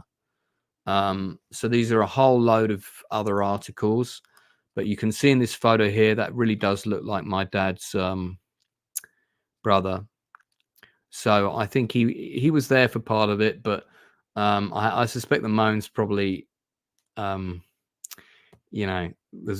around for a bit and then hit the tracks home. He may have run out of money, of course. So These are various. So again, this confirms that the trip actually took place in 1950. If you look at the date at the top there, I always thought it was predominantly 1950, but I think it may have gone into 51. There's no dates on the paper, David, but that's the date of one of the articles, 18th of December, 1950. So I think it was the last few months of 50 and going into the first few months of 1951. So let me just see. Here's an interesting picture. This is Oxford Street in London. This would have been in 51, probably. Again, this is before Dad met Mum. There you go. Look at that. Note the awnings outside. This would have been in the summer. Definitely not the winter. You can, from the clothes that people are wearing, no one's got heavy coats on. Busy with traffic even back then. All the buses. More buses there than there are now, I think. And yeah, that's a great photo of Oxford Street. I'm not sure if that's looking west on Oxford Street or if that's looking east. Centre Point would not have been built then, so anyone's guess. Could probably tell from the architecture at the top. If you trace some of these buildings, you might be able to match up that spot. More for curiosity than really relevant. This is a nice picture of my father with, I'm not sure who the other lady is, but this is in Trafalgar Square, right opposite the this again would have been in either 1950 or 51, probably 1950. So it might have been the summer of 1950 or sort of summer, autumn of 1950. Yeah, and there's Ingrid again. Not sure who the other lady is. Again, if anybody knows, I would love to know. Anybody knows any of the people in these pictures, I'd love to know. This is a pretty cool article because it's got a photo of Ingrid that I haven't seen before, so I'm not sure who took it. And it's also not a picture that's in my dad's album. So it could have been taken by one of the other people on the trip. But girl from Slayosa travels through the Sahara on a camel. You know, that's what that headline says pretty much. So again, I'm looking for my dad's twin brothers, daughters, Marieanne and Mette Nielsen. I haven't seen them in a very long time, probably the early 90s. Always had great times with them when they came over. And I really want to reconnect with them. I'll tell you now, if I ever manage to reconnect with them, I'm just going to cry because I you know, that they're the only family I've really got, and I really want to find them. And I've been trying to connect with them ever since my father passed away in 2010. So I've done numerous searches in the last 13 years. But I didn't have a YouTube channel back then. So I guess this is another roll of the dice, as it were. So there's a few other articles here. I'm not sure how many of these I need to put up. I mean, this is an interesting one that I guess they saved up 400 kroner, which back then would have been a lot of money. But to get 20,000 kilometers on 400 kroner, not a lot of money. So there's a lot of information here about the journey they did. And there's Ingrid again, or Frau Hack, as I think they've called her in this article. You can see it mentions Austria in the headline, Europe, Africa, Austria, or unless that means Australia. My dad did go to Australia, but I don't think it was on this trip, but he definitely did go there. But I'm not sure it was this trip unless he just didn't take any photos. Now, this photo would have been taken later. This is where my dad worked. Now, he may well not have worked there when this picture was taken. Oh, bless you, Abe. That's very kind. You've got us as family. I appreciate it. I do have a YouTube family, and you guys are part of it for sure. But not having any family is very difficult at times like Christmas and things. I've spent the last 3 Christmases on my own, by the way, which would have been proper shit. So I'm not sure what I'm doing this year, but I'm determined that it's not going to be that.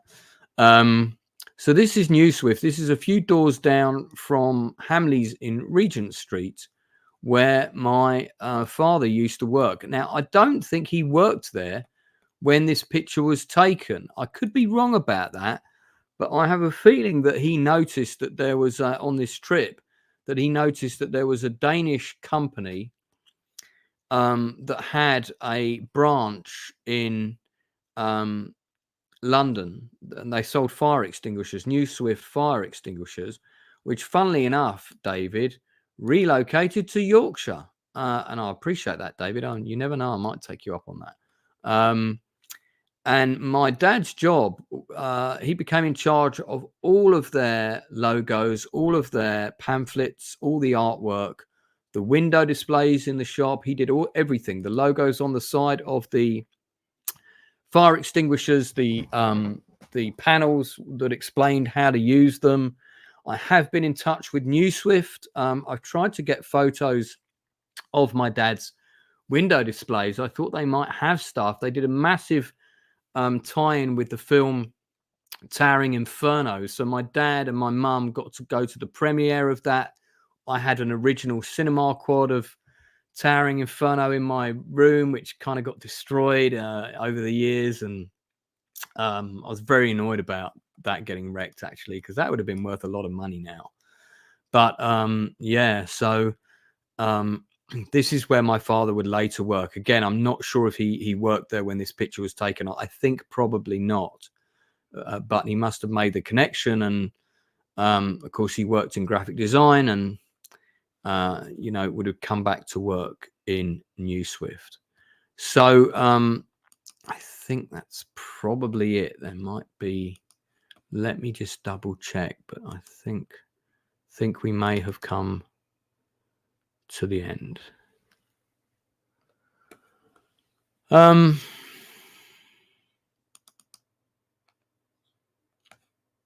know who that is. Yeah, I think we've come to the end, really. I've got some miscellaneous pictures. So, of course, what I don't have here are pictures of the very people I'm looking for. Marieanne and Mette Nielsen. Now, Moans also had a son, Mikkel, who actually was my closest cousin. He came and stayed with us about 5 times. And he is the person responsible for me being so into Lego Death Star here, because he passed down his Lego collection to me. He actually brought it over from Denmark, big boxes of it. So, you know, don't know.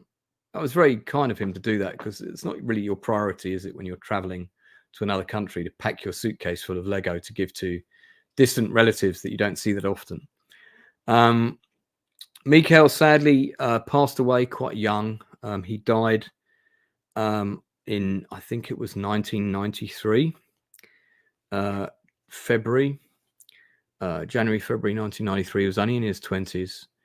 And I got the phone call. No, I came back and there was a letter for me. We'd just been to see the Steven Seagal movie Under Siege for my birthday, and came back and I had a letter informing me he had passed away. And I was very, very, very upset. And I was also upset that people knew he was dying, but nobody told me, because if I had known, I would have found a way to go to Denmark to see him before he passed. I'm not sure that he wanted anyone to see him, but I would have gone. No, you know, nothing would have stopped me. So Marieanne and Mette Nielsen, daughters of Mogens Bang Nielsen. I think he had the same middle name as my father. Mogens passed away about a year before my dad. I think, yeah, he died in 2009. He died just after my friend Angela died. So it would have been August of 2009.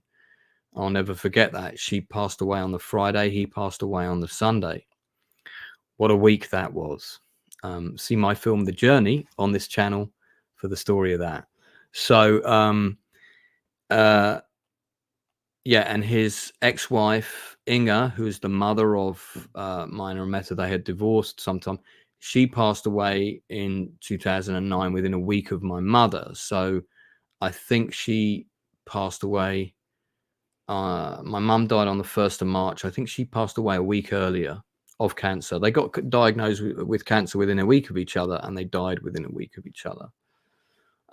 Yeah, 2009, not a fun year. But Marieanne and Mette are, from what I understand, are still alive.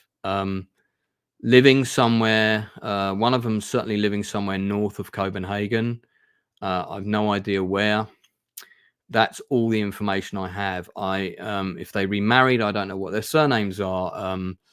I don't have photos of them right now. I am working my way through lots of old photos, but I haven't found any with them in.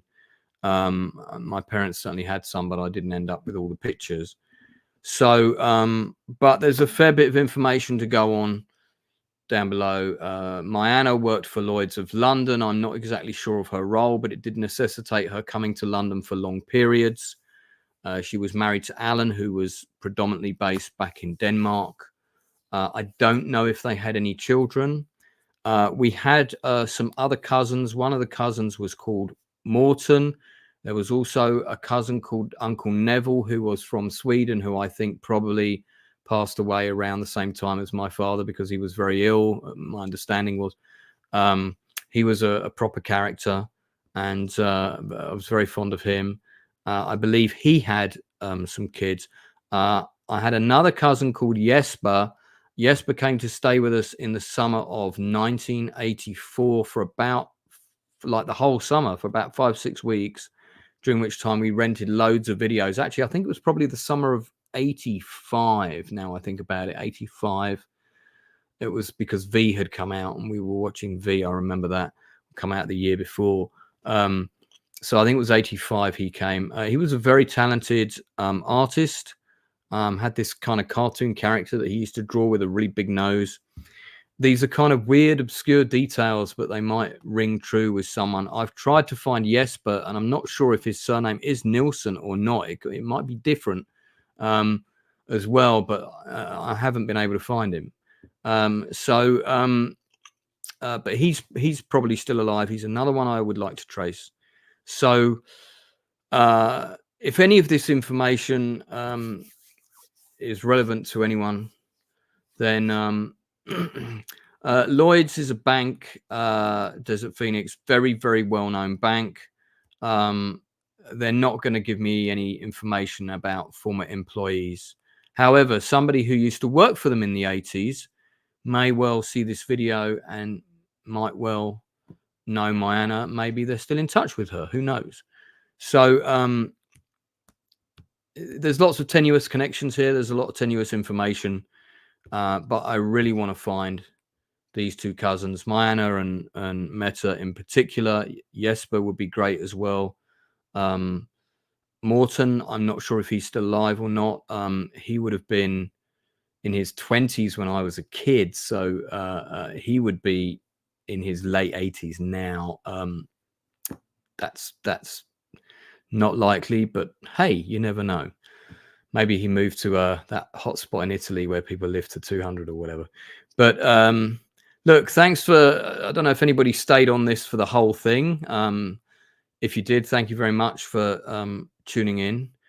Like I said, it's a bit of a personal stream, and it's not really something I wanted to do because I have been trying to find these people on my own for a number of years. But it's got to the stage where I'm not getting any younger. They're in their 60s now, late 60s probably. Could even be Marieanne might even be in her early 70s now, and I am desperate to find these people while they are still alive. More than anything, I just want to meet them and give them a really big hug, you know. So if anybody out there can help me, I would be extremely grateful. I'm going to be back on the channel on Tuesday with my niche Lone Wolf gaming stream. I'll be back on Saturday night where I'm doing a watch party of the classic World War II movie, The Longest Day.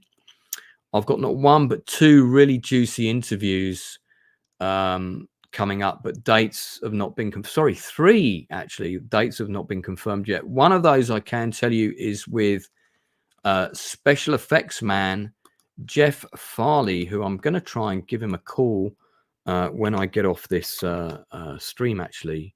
But Jeff Farley worked on a number of the Empire pictures, but he also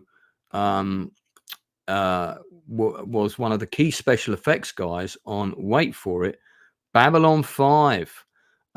He also worked on the remake of The Blob. He worked on Demolition Man and a whole load of other things. So I'm just waiting to pin down a date with Jeff, so to speak.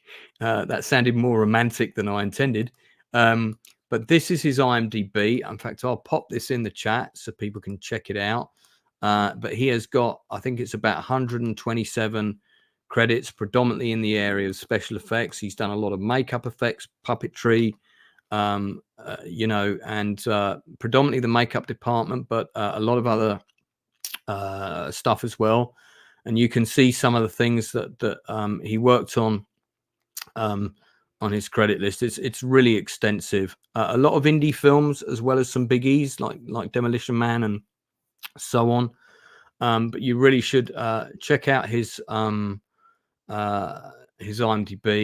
There's a lot of really cool movies on here, and that is Jeffrey S. Farley. So he is going to be coming on the channel. Think it might even be the next interview that I'm going to do, industry interview wise. I've done 38 of those now, 3 last week alone. The Tim Thomerson one, boy, was that fun. So there's going to be plenty more of those. I am doing an Ahsoka stream on Wednesday, which I'm desperately trying not to clash with Retro Nerd Girls Ahsoka stream. And actually, we did do a couple of those together, which was a lot of fun. But I do want to do mine on the day that the movie, the show is released. I'm not particularly trashing the show. I'm just saying what I think of it, and it's been a bit of a mixed bag. But you know, we'll see. We'll see what it's like this week. Yeah, so that's some of the other stuff I've got coming up, and I may be doing some spontaneous little choose your own adventure streams in between all of those things I've mentioned. Okay, so there ain't going to be a lot of streams like this. I'm not big on doing big streams about my personal life. Not that it's particularly interesting, but this is something I was really keen to explore, and I'm appealing to the public for your help. So I would be very keen to hear from anyone who either thinks they may know anybody, even if it's one of the people not to do in my family, but somebody else in the picture, like, hey, that was my grandfather that was on that French supply convoy. Great stuff. I would love to hear from you. And it would be really great to hear. No, I haven't, David. If I can copy and paste that, I don't know how I can do that. David, you're on my Facebook friends, I believe. So can you drop me that link on Facebook, and I'll have a quick look at it now, because I think you're on my Facebook. But don't forget that they're not likely to have a Facebook page because Moans and Inga have both passed away. I did find a pamphlet online of Moans's funeral, but I can't find it. Thank you, David. I've got the link. I can't find it now. No, I don't know. No, that's not them. Because first of all, because they lived in Sweden, and Moans never lived in Sweden. He always lived in Denmark. Secondly, Moans was never without a beard. And the man in this photo, no beard. And Inga, I mean, that's not impossible that don't forget, Inga got divorced from Moans. It's not impossible that could be Inga. but I don't think so. She had a longer face, and I just don't think that's her. So thank you though for sending me that. And I mean, if you look on these people's friends list, for example, there's, I can see 7 Nielsens already, none of whom I'm Klaus Nielsen, a couple of them, got a Sven Nielsen. And that reminds me, the character that Jesper used to draw was called Sven. Do remember that. And he would often draw him in this weird helicopter thing. Uffe Stahl Nielsen. That's an interesting. So yeah, none of the Nielsens on there are ringing any bells for me. So I don't think any of them are. I don't think any of them are relatives of mine. But I might drop this video to a few Nielsens on YouTube or on Facebook at random and see if anybody. You never know who people might know, So, all right, guys, that's it from me. Thanks very much for tuning in. I really do appreciate it. Oh, Retro saying she may join me for Ahsoka. You're always welcome. Always welcome on any of my streams, Retro. But I'll be back with my gaming stream on Tuesday night, and then I'll be back with my Ahsoka stream on Wednesday. Until then, if there's an update, by the way, on this, if I'll do an update video for sure. I've had quite a few people watching this the whole time. I was up to 15 people at one point. Thank you very much. I do appreciate it. Abe, looking forward to that interview. Thanks for tuning in, buddy. Do spread the word about the channel. Obviously, it's not a channel about Lance Nielsen's family normally. And that's why I put Steen Anthony Nielsen, because that is the name that these relatives would know me as. They wouldn't know me as Lance. I think they do know that I've got that name, but they wouldn't know me as that. And again, Desert Phoenix, you spelt it wrong. It's Nielsen. Look at the one up there. See, there you go. All right, guys, that's it from me. Thanks very much. Enjoy the rest of your weekend, what's left of it. And I'm going to have a glass of wine now. It's not too late for wine. So, yeah. And I'll see you all again real soon. Bye.